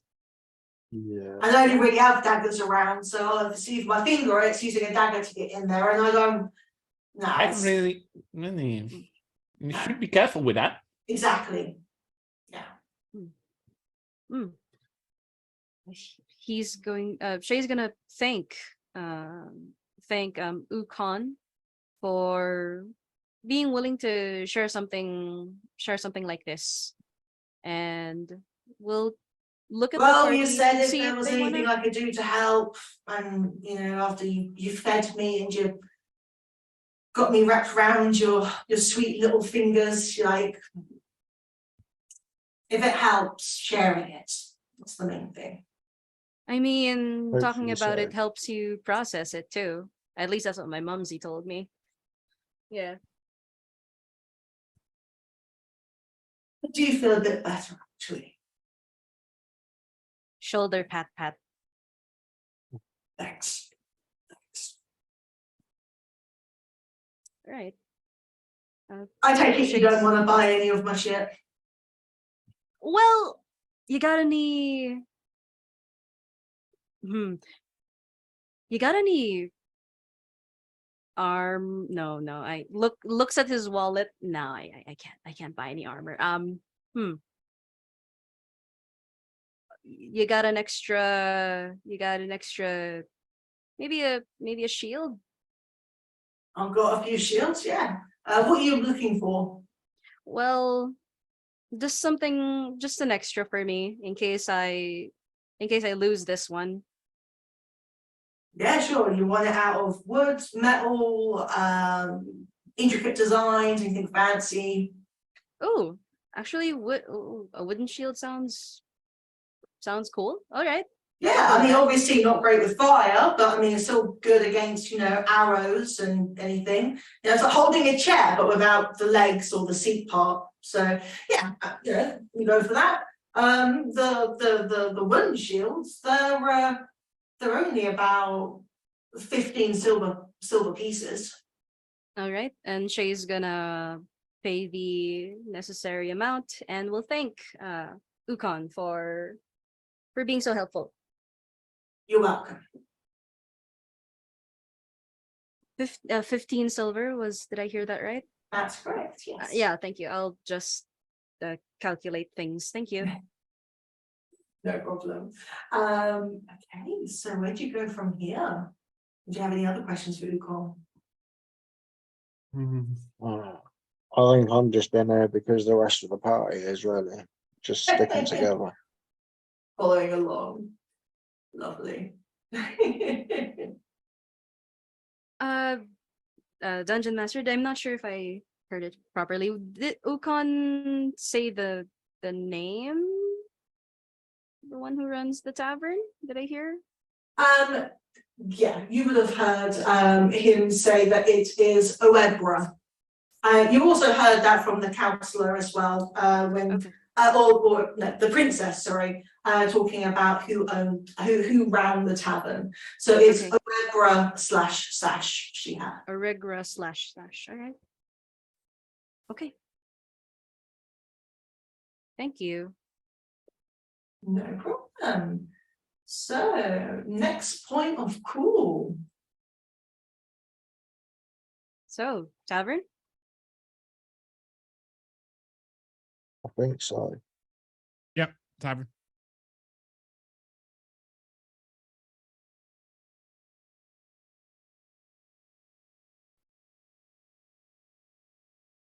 Okay, so to the tavern.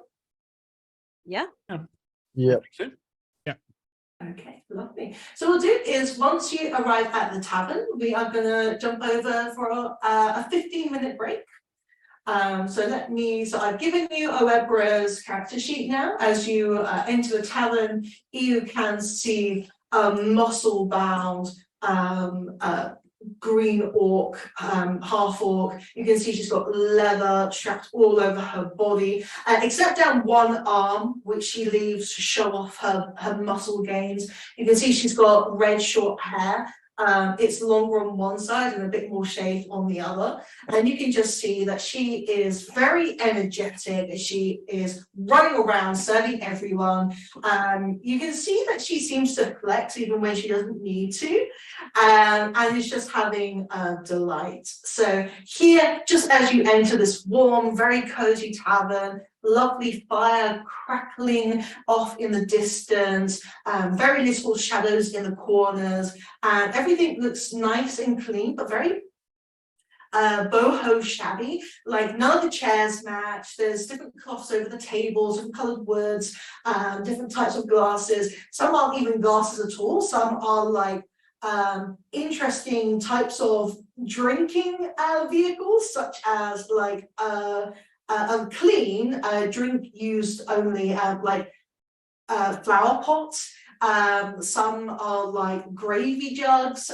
It's like all different types of, if it can be filled with liquid, it will instead become a drinking vessel.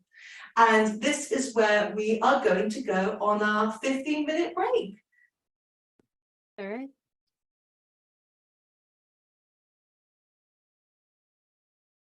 Hello, and welcome back from the first session, the first part of our session where it became a bit of Dungeons and Foodies. Now we are back, and so our adventurers have been finding a lot of information, and now they found themselves in the tavern that Oebra / Sash, the half-orc muscle mummy, is working the bar, being very excited. You approach and she's like, yeah, just give me a moment and I will get you a seat. Don't worry about the chairs. I've got a chair for everything. Just you park your butts down, and I'll be the one that I'll do the heavy lifting for you. You take a break, take a chill pill, just relax. What can I get you? I'll take a water. Water? Absolutely. I can do that, right? No problem. Yeah, I'll have a pint of water as well, please. A pint of water? Sure. I think that's best for me as well, yes. Looks over at Shay. You gonna water it up as well? Yeah. Sure. Well, water's free on the house. Always good to stay hydrated. And right, I'll go get it for you. Right, I'll get you a pitcher. So water's free. So she goes off and quickly brings you over glasses and vases and gravy mugs and all different concoctions to be used as a drinking vessel, all clean, all prepared to be drunk from, and just puts on this massive pitcher on the table. And you can see there's some nice ice cubes in there, a little bit of like lemon and lime floating around. And well, enjoy. And she's about to move away. Oh, hang on. Please, trying to catch your attention. Do you have a moment for us? Sure. Well, what can I do for you? Well, I Shay, take over. I'm too much detail. I'm sorry. I can't do general questions. All right. Well, good day, Miss / Sash. Thank you for, talking to us. I know you're all busy and serving the people, but we've been talking to the locals, meeting a lot of lovely people, really great, including your father. We had a nice talk over some nice croissants and jelly rolls, and well, we were told that we could talk to you for something, talk to you about something important. My God, I've only just got him off the jelly rolls. Now I'm gonna have to do it again. No worries. Well, anyway, welcome to my tavern brewed with love. Yeah, you're right. My dad does run we live at the blacksmiths, but you know, he takes care of that, I take care of here. So yeah, so you say you talked to my dad, so sorry, what does he want to ask me then? Well, it's got something to do with and then Shay gestures to what he carries, to the holy symbol of Joaquin, and says, well, he told us about the a lot of things, but the part that we're more interested in is, well, a coin with that, with on one side it has this, and on the other side it is burnt. It was reported stolen from Syre, the gravekeeper, and we were hoping to maybe learn as much as we could about it. Well, it's not often that she comes in, but I've seen that on the councillor, Esme. I've definitely clocked her with that coin. I saw and I also, but this is for the elders, right? What's been happening? Okay, well, I managed to read some of my dad's old journals. I don't know everything, but you know, I was curious, and you know, bro, I found out that, you know, my mother and the rest of my biological family were done in for murdering the councillor. So if you're saying that, you know, that an item's gone missing, I'm not gonna lie, I'm gonna be even more sus about the councillor now. But I found this weird key that my dad had, and if I put it in my ear, it releases a weird spirit, but I don't really understand what it wants. So come round the back. And so she takes you to the back room. You can see that she's got this little black gooey key, and she places it in her ear, and then you can see this ancient black spirit appear just above her. Before it begins speaking or anything, Oebra says, apparently these are connected to families with businesses that haven't been finished yet. And apparently half-orcs have this special ability where a key is created when our family hasn't had a cleared name or business hasn't been cleared up yet, and for some reason it's our ear, but we put the key in, and so I don't really understand it, but apparently my family's legacy hasn't been finished with yet. Do you mind if we Okay. Hmm? No, sorry, carry on.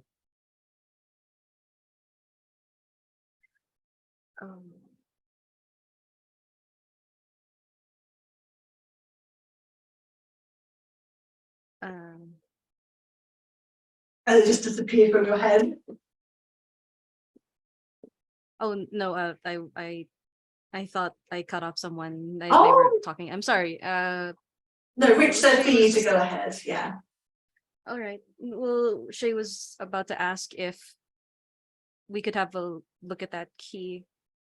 Like, The key's gonna disappear. I already tried this with my dad.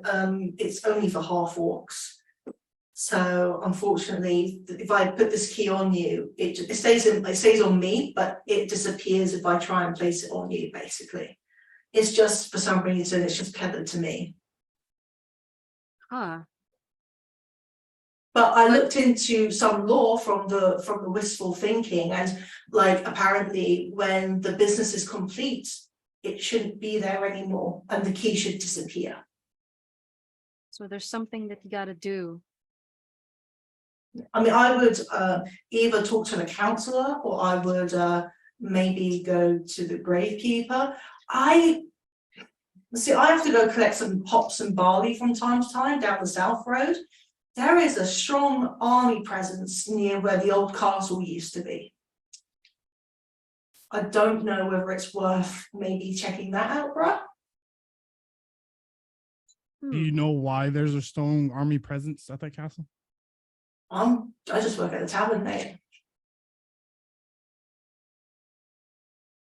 You would actually recall the councillor saying that there was a higher army presence because of her worrying about dominance from other kingdoms coming in. Hmm. So they're there as a means of security. Apparently. I think. You think we should have a word with the councillor? I guess we should, yes. Yeah. Yeah. So you jump back to the palace, you make your way over. You can see Jernseer is following you as you are looking for the councillor. She comes out of the Joaquin, I think of the pronunciation earlier, the Joaquin deity temple, and she's just brushing herself down a little bit, and she sees you all and gives you a bit of a look that looks unpleasant and goes, "Oh, back so soon, Muse? Have you managed to do what you came here to do?" It's in progress. Oh, sorry, go on. No, I was going to say not just yet. Oh, okay. Hmm. Well, the sooner But I the think we're getting better. down to the bottom of it. Oh, that's good. Do we? Okay, so Shay is, while the party's talking to the counselor, Shay is trying to examine if she has on the object that we're looking for. Now that you know what it is you're looking for and that it doesn't seem to be in the same place, because you will have seen it before on her, it seems to be in a different place that you can see. It seems to be on a belt attached to a chain, and it's just showing through one of her like cloaks that she's got layered on. Okay. Shay will start asking the party in their heads, yeah?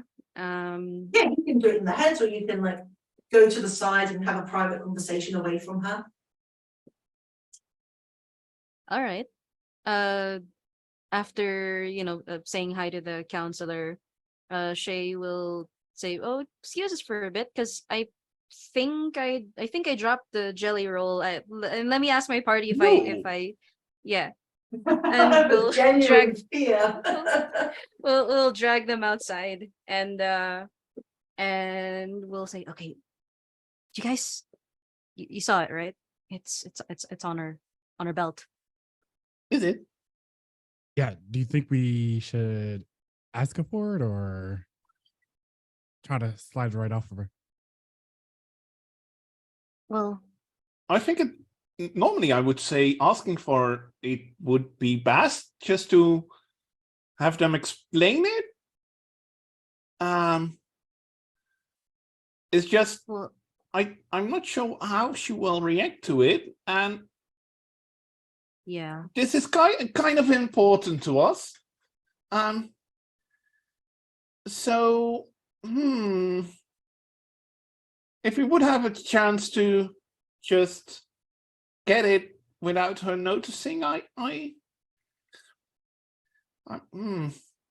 I would mean, say just ask, but if you guys want to go in, maybe ask. I can stand by the door, try and block any exit. It might kind of make her try and explain a bit more if that's obviously the route that we want to take. Actually, let me handle this. I have a perfect plan for it. What you got? I can just try to charm her and see if she hands it over willingly. And I forgot to also mention, remember that part where I said I could and then Shay talking to the heads, the part where I said I could talk to you in your heads. I can also, well, for a short while, every day, once per day, read someone's mind. Don't worry, I'm not gonna prod into her memories or anything, but just want to see how she reacts mentally. Will she know that you're doing that? Not unless I prod. That sounds mean, interesting. Yeah, it's kind of no, but I think I've heard doesn't something. trust her. I think I heard Yeah. something about that. Isn't that Yeah, it's something a- which? Hmm? Yes, reading surface thoughts, right? Yeah, just the surface thoughts. So Yes. when we bring up certain things, she'll think about it. We'll see what we got. Because Ebra doesn't trust her, And Right. neither do I. and neither does the princess. Okay, so how are you doing this mental pushing heist deal that you're kind of like putting together? Okay. Firstly, Shay is suggesting the detect thoughts. Mhm. You can only do it for a minute, and while that he will be transmitting what he's picking up, and then the party can decide if how to proceed, if Vaz is gonna charm, if we're gonna be standing guarding the door. Yeah, we'll see where it goes. So it would be best if you just ask about it. Ask first and see what she So thinks. have the surface thoughts, Mm-hmm. and then how do we communicate that the charming or just the taking? Just send a signal. What signal? Yeah. That you Croissant. Croissant. Okay. Okay. So croissant means it taking it or asking for it or what? Or croissant means charming. Charming. Yes. Okay. Yes. Okay. Shall I do the talking then, so you can concentrate on the thoughts? Mm-hmm. Yep. And Alright. Shay is also gonna look at our very tall burly Amazing companion. Loxodon. Yeah, our very tall, amazing Loxodon companion. And Shay is gonna say, well, when we say toffee apple, it means bad things are about to happen and you gotta block the door. Gotcha. Perfect. Nice. Okay, I already rolled. She failed on the detect thoughts. Lovely. What's Thamior roughly like saying as Shay is entering in the mind? And I'll jump to Shay with what is being heard. Probably a very direct approach. Because the best way to surprise someone with a conversation or a topic is just go straight for it.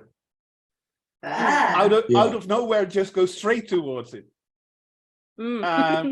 So he'll just ask about the coin directly.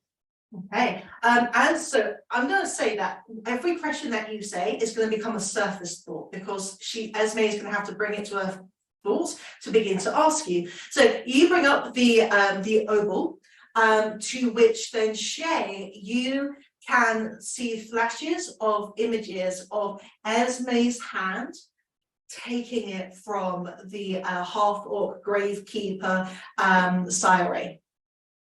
Talking to you, Thamior, for Ian, she just simply goes, I found it. So I was walking past the cemetery. Past the cemetery? Yes. That's interesting. Okay. Is it? Okay. Can I see it? More close? You don't need to roll anything. Yes, of course. I mean, she feels safe in the palace. So yeah, she hands it over. Of course, have a look. This one looks really nice. Now it's tarnished on one side, but you know, Yes, but it makes it special. I suppose. Yes. Did you know the Gravekeeper lost this one?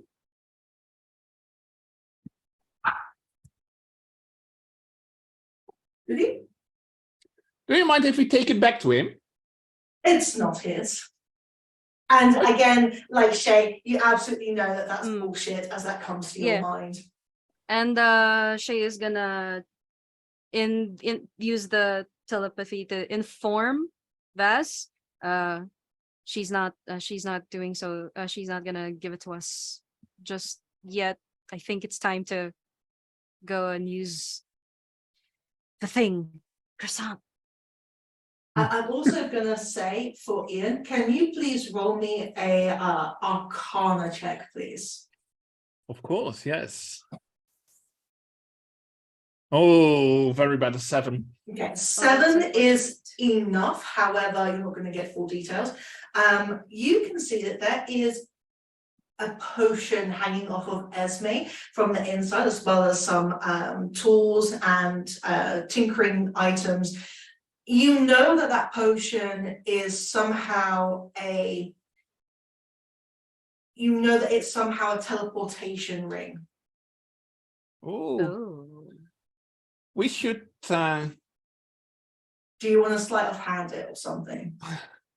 I'm very. I can actually do that. I see. I can actually do that. I'm gonna Go try for that. it. Yes. She's gonna roll with disadvantage because you're talking Vaz is there. Also, she's kind of noticing the Loxodon, Kel kind of like moving towards the door a little bit. Things are looking a little bit sus for her. So she's not just looking at you, she's looking at everyone else. So what did you get? I rolling a 22. Woo! Woohoo! She rolled a 4 on the die. It's pitiful. I never roll well. I should never be a DM. So you managed to take it as you as you've got the coin, you drink it, and your companions, because it's an X amount of circle, managed to leave her out as you go, like you run into the group, drink it to make sure you're all close enough. You will get teleported. And you all get teleported inside what can only be an old castle. As you come to an old castle, you can see a glowing blue stone in the center of the room. And I will say that for you, Shay, the last surface thought, as Ian had taken that potion and ran with it, the last thing you had that brought to the surface was they are going to find it. It seems we're about to find something, everybody. What? And that's when you get teleported. It is an eerie, dark, dank, old castle. It looks like it was from a time before. And as you weave in and out, you manage to kind of follow as you enter this blue glow. And that's where you come to the center where you can find this blue stone. Oh. Where are we positioned on the map, by the way? Wherever you want to. This map is just as a vibe for what Understood. you're kind of entering. Okay. I suppose here. It's, well, everyone, the counselor said with worry in her mental voice that we're gonna find it. And I think whatever that is it. But I don't know what that is either. What is that? It probably seems important. It's glowing. That's why it looks important.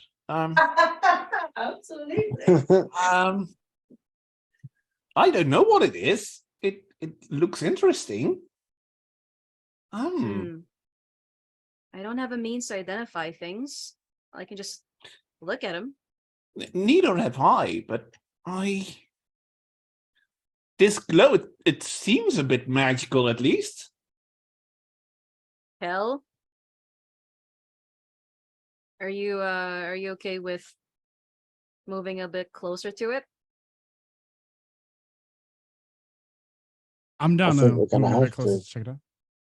Yeah. All right. But before I move closer, wait, I gotta do something right quick. And Vaz is gonna kind of rub the sleeve of his or the tattoo on his arm, and is gonna go ahead and cast false life on himself. Nice. Hmm. Very good.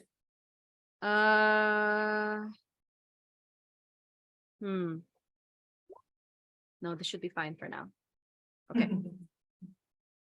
Talking about casting, I'm casting.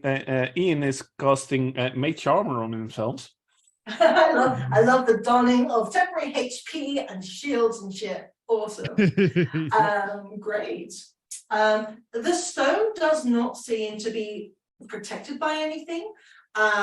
It's just standing on kind of like a small column. There doesn't seem to be any sigils around. It looks simple. Shay is gonna hold his breath like, and then we'll try to take a small step towards the blue light. Nothing A little happens. closer. Yeah, Doesn't feel nothing anything? happens. No. Okay. All right. And then Vaz is he's also gonna enter. gonna Okay. yeah, entering the closer, moving closer. Yeah.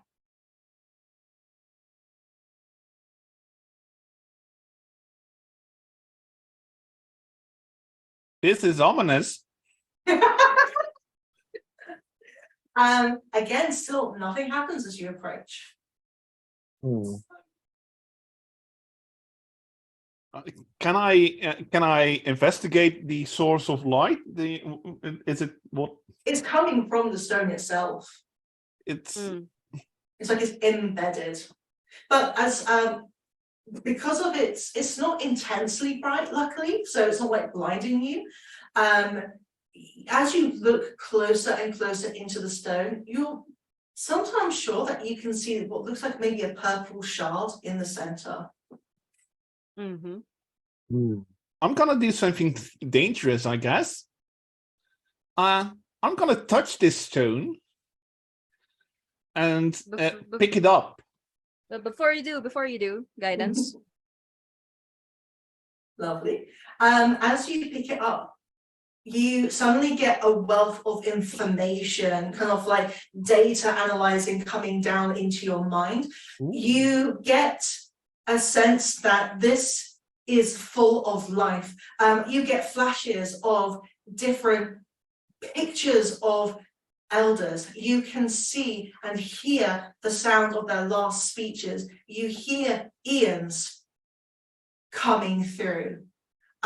You can hear, you can see so many. You can see people from Grand Forest. You can see those from a diamond bridge. You can see others from a 1,000-foot jade tower. All of them are kind of like flashing through. And you also suddenly get this understanding. This has one wish or curse left in this stone to use. You also get a flash of something hungry, in shadow, feathers, dark, and you can see a tower that has been barricaded on the inside. I What do you see, am Ian? communicating this all to everyone, of Yeah. course. Perfect. Okay. Oh, Wait, the tower, you say? Yes. Could that be Asmos? yeah. Sounds like it. The warlock that the princess was looking for. He's locked in there. Or so she says. Yeah. Yeah. Yes. And Ian, you are able to see some of the shadows movement. You see a statue that when presented with food, then allows you to see a tower come out of nowhere in front and being able to enter. So it's almost like you are getting information about how the shadow is entering and exiting the tower. and how to make it visible, considering, as you recall, the princess mentioned that the tower can't be seen anymore. Yeah, it's hidden. I think we should go to this tower. Is there a way? How? Question. You would be able to see a road that goes south from the town of Whitstone, but before the before the cemetery, and there is another path that goes away. So you have in your mind, you have the way to it. Yes, I know how to get there. I remember. And somehow this stone is remarkable, you know? It gives all kind of information. It's just, I know so much more than I did before. It's I'll trust your mind-blowing judgment on that almost. one. almost mind-blowing. And that's all the information it gives you. As you leave the old castle, there is an earthquake, which you manage to, let's see. So I need everyone to do a Dex saving throw, DC 11. Oh boy. Oh boy, indeed. I love how Dex is one of my best skills. Ow!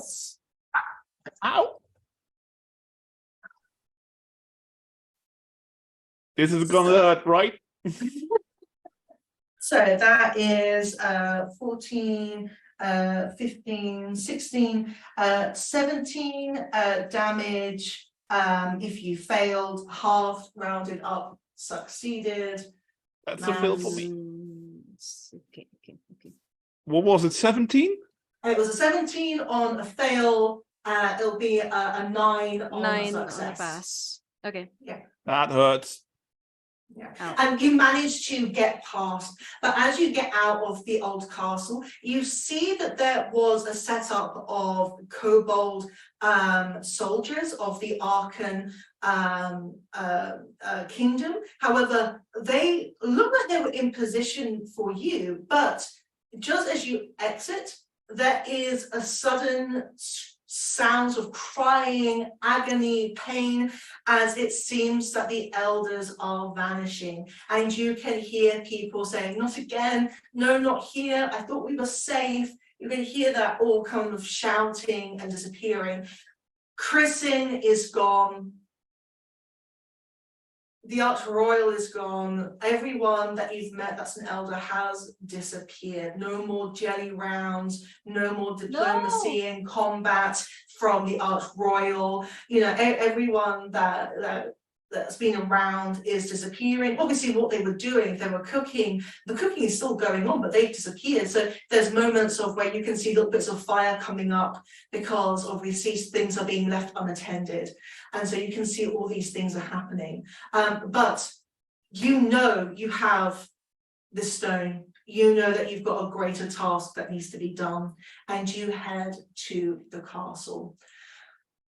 To the tower, excuse me. You manage to follow the road, you manage to follow the statue, you present some of the food to it, which you manage to bypass, and there you see an 80-foot tower, which still can't ever see quite the top of. It seems to like, you can't quite, you know it's 80 foot, but you can't quite adjust the full size of it. And as you enter, the screaming, you can see, and I'll just you can see what looks like an echomancer. I mean, this is the one that seems to be creating the echoes. As soon as you appear, you can see this figure in like this armor with like this white robes coming around, and you can see that all around is like this kind of like fire and hunger. Regine is hungry. And you can see that those that are vanishing are getting sucked in mentally into this figure. And then you can see that shadows are being brought out. And you can see that there are many different types of shadows, shadows that are cooking, shadows that are knitting and sewing, shadows that are doing all different types, some that are soldiers, some that are warriors, some that are drummers, that you can see surrounding this echomancer. And just as you come in, you can see, once I get to the right overlay, you can see that Esme has managed to catch up with you all. And you can see that she has got her weapons drawn. Oh boy. Don't you dare help them, pointing to the echomancer. Don't you dare help them. They are to suffer. They are to suffer forever. Everyone needs to feel how I feel, left and forgotten and alone. You give me back what I created. Looks at you, Ian. Seeing you holding the stone, pointing at the stone. Give that to me. Why? Because I made it. Yes, but isn't it nice to share? No, I made that. It was made so that it's made so that people would live forever. But no, my patron had to leave me for someone else. And my family had to get in the way and I had to murder them all.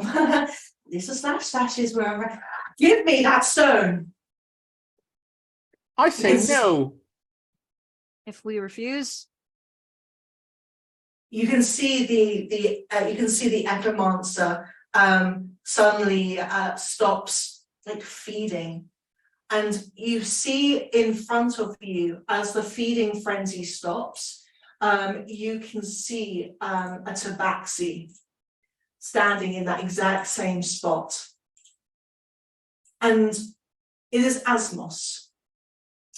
Asmos looks to you all. The shadows have gone. They have all disappeared. And Asmos, he looks at you all. Oh, God. Oh, Regina, can you not go on another bender again, please? Where am I this time? Esme? Who are all of you? What? This place was barricaded. Was, yes. Okay. But I needed to protect myself. I kept appearing in different places, not understanding. Esme, what are you doing? And you can see that she has got, let's see what she's equipping herself with. You can see that she's got a crossbow, a light crossbow that she's holding up, shaking, pointing at you, focusing on you, Ian. Give me that stone. No. I want, and you hear clearly, she says, I want them. I want them to suffer. Now, Asmos is he, him. The only thing you can do is roll me, you can all roll me an insight.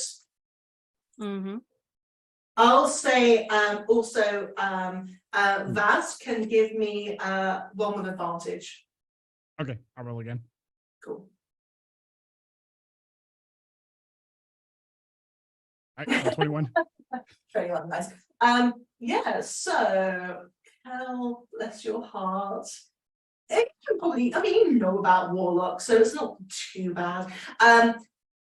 You also heard the word Regini. You can put two and two together very easily that this is Asmos's patron. The feathers, I would say for those that got a 19 and above, would also know that those feathers are most likely Fae. So it's most likely a Fae patron, possibly a Fae arch owlin, for example. And Asmos, the tabaxi, is just like, what do you mean suffer? What, you mean my love? Why do you want Regini to suffer? What is going on? we'd like to know too. Yes. Yeah, it sounds like a perfectly fair question. You just see, Whatever is you can just see like Esme is shaking as she does, and it's just like, want Regini to suffer. Don't you understand? They left me. They left me. And I said that they would know no satisfaction. That when they found love, that they would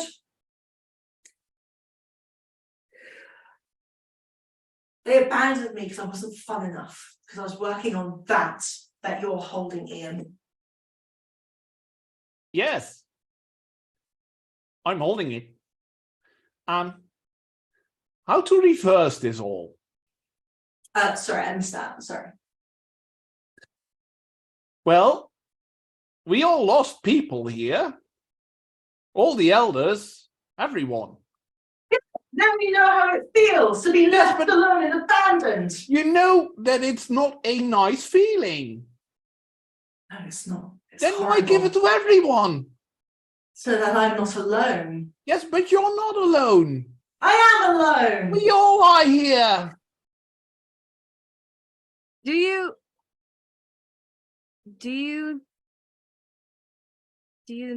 need a hug? Give me a persuasion with disadvantage. He is actually being sincere about it, but you know. I know, Right? but he is not that guy. My boy, let's go, my boy, let's go, my boy. 17. 17. Nice. That's a nice one. She lets down her guard just a little bit, seeing the sincerity, and she allows you to get close. As a show of non-hostility and of good intent, he's gonna doff his shield. He's gonna gently place it down on the floor. Then will approach and say, and while he's approaching, he's holding out both of his hands, like unarmed, right? And I guess on one of his hands is a croissant, sure. And then he's gonna say, you know, when I was a boy, I had a dream. I dreamt about crystals embedded into my arms and my legs. I didn't know what it meant. And then it was shiny and nice at first. And then I saw my body flashing with light. It felt painful. I could never sleep properly when it rains hard outside. When I hear thunder, when it storms. It's particularly bad since I live near the seashore. My mumsy told me that it's okay to be afraid. It's okay to feel sad about it. And whenever I do, just think that if I do wake up, I can always go to her room, curl up next to her, and she'll hug me until morning, or at least until the rain stops, usually until morning, because, well, the moment I hugged her, I don't want to let go. And knowing that even if I'm scared and I feel that I'm alone, if I know that someone's there, it makes things less scary. And I'm sorry if you're dealing with a lot of things. So, you know, instead of sharing your misery to make everyone feel the same way you do, instead let us share our listening ears for you.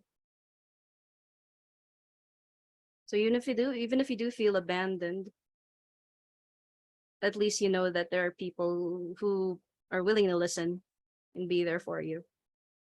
Here, have a croissant. I rolled a dice 20. I rolled a nat 20 on my dice. She eats the croissant and goes, She gets temporary hit points if she eats it. that's good. She eats it and she mulls it over and she looks at you all like the confused Asmos, not really understanding what's going on. And she goes, it is good when others listen.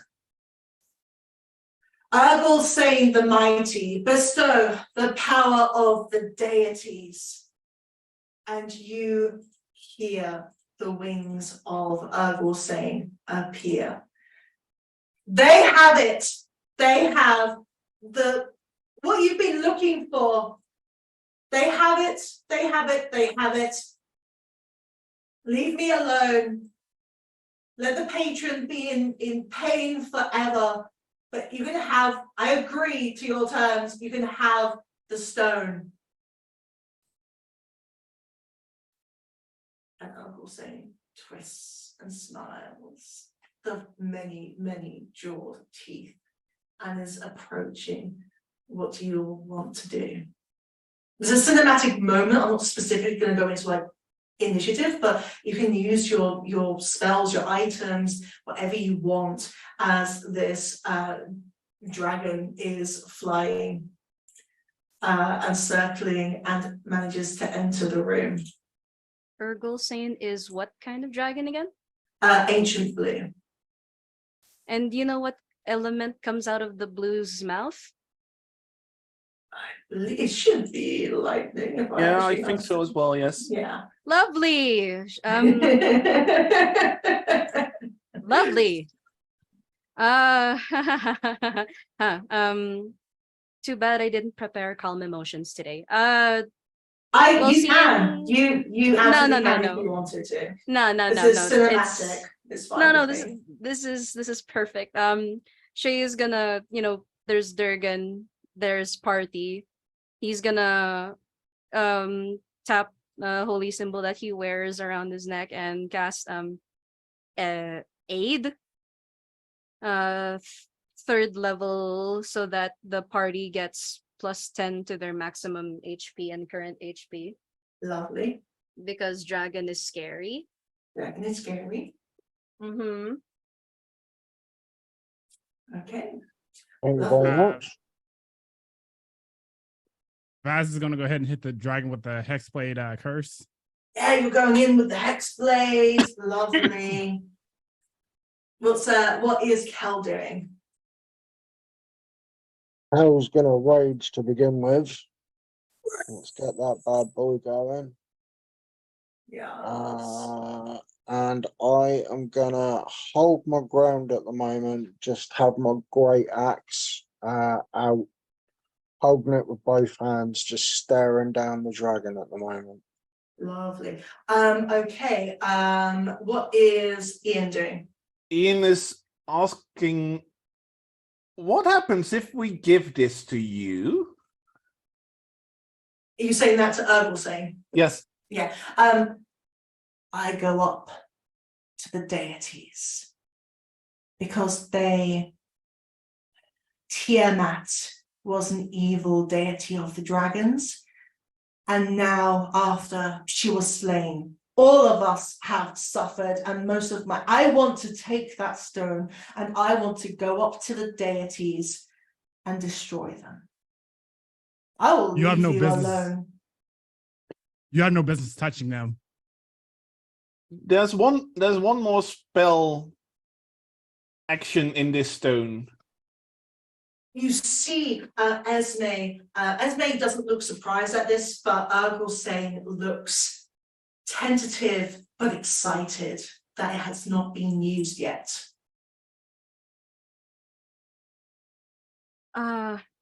We remember that message that we were told, right? In our heads. Yes, the same message that Esme just said. So your Yeah. contract technically has broken now because Esme has used hers. The dragon has Correct. arrived. It's being made redundant. Mm-hmm. As Okay. has Esme's. The dragon has arrived to get the stone. Oh boy. So your contract's ended. You have nothing that could happen to you if you go against Urgulsane now. Ian is willing to use this spell, this wish, in a way that helps the world, and make sure that the dragon is not getting it. Okay. And I'm quickly trying to come up with something You can all be like, as you're like all facing the dragon, throwing your hex blades, attacking, raging, you can all be like jumping ideas to and fro, like, I've got a wish / curse. What do I do with it? I don't know. Well, wish for this, maybe. But if so you can all be like bouncing back as you're facing this dragon, attacking it, managing to dodge its blows of its lightning fire, managing to jump across, catching away from its tail, its claws. You're able to like keep going as much as you can at this Oh, boy. time. What do you guys think we should ask for? Ah! And, dodging things, and he's terrified as heck because lightning boy, very scary. Quickly, we need something. He's very strong. Yeah, just a little bit. Yes, a little bit. Asmos breaks in, but it's not Asmos. You hear chimes coming across, and it's Regini's voice. And they say, destroy it. I know how this works. Destroy this blue stone. And everything goes back to the way it was, except for what's inside the purple shard. And that can be used against Urgulsane. But break it now. And then these chimes. Will it help the princess? The princess and their baby. And her baby.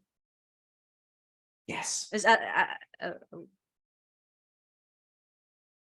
looks Well, at it seems like there's only looks one at thing the that we party. can do. Break it. Break it. Break it. As you just break it on the floor, Esme screams, and you see her change from being this beautiful young figure to her true form, which is a much older, haggard, too early, too late in her life for even a high elf to have lived by. You also just managed to catch Regini's figure, this beautiful, very, very slim owlin with very long feathery tendrils and wings that come through. And as you do so, Urgulsane roars in absolute anger as you break it.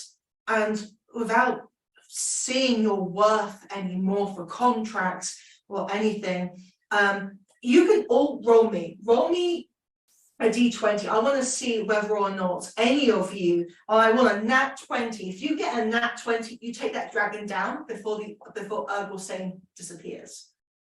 Oh boy. Huh. Nope, not gonna happen. Someone roll a 7. Because 1, 3, 5, and 7, that would be very funny. That would be, yeah. Nope. 14. Okay, Well- you managed to get some really good attacks in. Urgulsane is looking like really in pain, really in a lot of agony, and leaves and is gone. You see Esme, certainly not from Disney, become old and haggard, and she begins to disintegrate and disappear into the stone floor. Nothing is left on her left. Nothing is left. As she disappears into dust and disappears, and suddenly you hear Regini still taking over the Tabaxi's voice, but says, "Thank you." And you see those shadows reappear, and everyone in this tower goes from shadow to elder. Their physical bodies. You see your grandmother. You see Ian, you see your I'm sorry, the one that is the best musician ever. Rich, sorry. Yeah, Darvo. That's it. You see Darga, you can see Kristen, you can see Shane, you see yours. They are all there. You see everyone in this tower as you have managed to save them all. Regini it speaks not to you but to Asmos and says, we made we made that special vow that we couldn't leave each other. I was trying to protect you for not seeing what I was going through, and that was wrong. I took away your agency for that. But I was so hungry. I could never, after I fell in love with you, Asmos, I could never feel fulfilled, and I was forever hungry, and I had these moments, and Asmos breaks through in his voice and goes, my love, look around you. Look at what these adventurers have done. They've brought back everyone. It's a good thing this tower is magical, because they'd be overflowing out of this tower. Everyone, and Asmos is like wiping tears, and it's like, just everyone is just so overwhelmed. How are you all feeling as you're seeing your elders once again here? Grandmother, everyone is in this room. Vaz is filled with immense happiness, and he even screams his grandmother's name out loud as he runs up to her and hugs her, because he's his grandmother's boy. Yeah. And his family, his parents, mom and dad, has been missing ever since he was younger, and she kind of raised him. So he's with immense pleasure because he never thought he would see her again. Yeah. Okay, how is Kel feeling? Yeah, I'm going over. I'm kind of like putting her arm around, like, is it really you, kind of thing. Once I get that confirmation, I hand back the drum, and I told them I kept it safe for you. I kept it with me, waiting for this moment to be able to hand it back. Shay. Well, the moment he sees Carmina in front of him, Shay immediately digs into his bag, but a lot of the food has been destroyed in the fighting. Yeah. So he's gonna tell her, I dropped it, but hi, have you eaten yet? Because that's usually how she greets him. It comes to morning, and you hear Carmina say, I don't know why, but I always feel I need to greet the morning. And that is where we are going to pan out of that scene. And I just want a quick epilogue before we roll over to our endings and plugs. So I want to just quickly go around the table, about a minute's worth. Okay, I want to go over to Shay. What happens with Shay after this event has happened? What does Shay do? Okay, well, he immediately will try to work on some food because he promised Carmina, but he's also going to talk to her about a potential apprenticeship at the bakery, and if she's okay with him having more than one mentor. Okay. And more knowledge. And he's gonna make a nice breakfast for the both of them. Lovely. Okay, Kel. We're just gonna go back. We're just gonna chill out, make music together again as it was before they were taken and became the Echo. I'm not gonna sing He's Ordinary again. It kind of gives me bad vibes. Yeah. Yeah, we're just going to kind of go back to how it was and just enjoy each other's company again. Beautiful. Okay, Vaz. Okay, Vaz is going to basically go back to his home village with his grandmother, basically help her out in the restaurant, basically pick up from where they last left off. Vaz has been taking care of the restaurant and basically been preparing meal for the patrons who come on by, and overall Vaz is going to try to seek a bit more tutelage and counseling from his grandmother in terms of trying to decipher the meaning behind his family crest in order to get the source of power, or access to the source of power, so he can begin to help out the world a bit more and try to keep her protected. Wonderful. Ian, you also have the purple shard that remains from the booster. And what do you do from here on?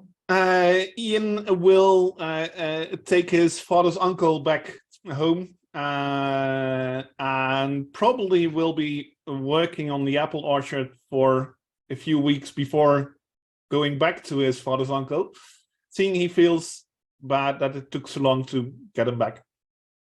Lovely. Okay, I love that, and I hope you've had a great time. I want us to go just to give our plugs. I will do mine at the end. So I'll go in Roll20 order. Corgi, your any plugs that you have? Well, I'm mostly on Facebook right now. I'm called the Corgi Familiar. I'm also a dungeon master, and I like to run games for people. So if you wanna play at my table, then by all means, you can find me there. Wonderful. Rich, any plugs that you have? No, not really, to be honest. I got my my Twitter that's Magical Muggle 13, but I'm kind of boring on there. I don't really do much social media, to be fair, so yeah. No problem. Okay, I want to go to, I was going to say Ian then, Thamior. I do not use a lot of social media. I do have my own Twitch channel where I'm streaming D&D on Tuesday evenings, currently mostly, and every other week. I try to do it on Saturday afternoon, but that's not always working out with times for players and me. So mostly on Tuesday evenings, I'm doing D&D on my own channel. Fantastic. Okay, and JT Ruto. Yep. Hi, I'm JT Rudo. Find me anywhere on that at JT Rudo, or you can also find me on the official Smite Game Twitch channel, streaming there. I'm basically around at different tables. I'm also a voice actor, so you might hear my voice coming to or giving life to some characters in their stories. So yeah, pretty much you can find me almost anywhere. Fantastic. And I have been your games master, Toña Gonzalez Brown. I don't really have any socials. You can find me on Hive Social at Supernatural Roll. You can also find me on TikTok, Supernatural Roll.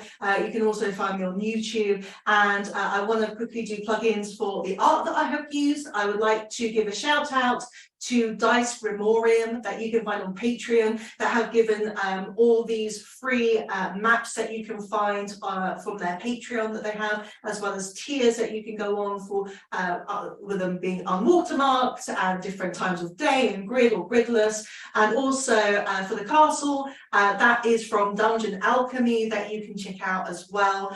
And lastly, please check out the Meeple Palace, meeplepalace.site.square.site. We are an inclusive ttrpg, board game, mini painting, LGBT plus community on Discord, currently running different events, games and stuff. So please check, I'm there, I'm the co-founder with my wife. So yeah, that is it. Thank you so much to Roll for Good. Thank you so much for everyone that's raised money for this. Thank you so much for supporting, watching. Thank you for having me. Thank you for wanting to play my game. And Aida, I take it over to you. Thank you. Thank you so much. I'm doing my cringy wave. Bye.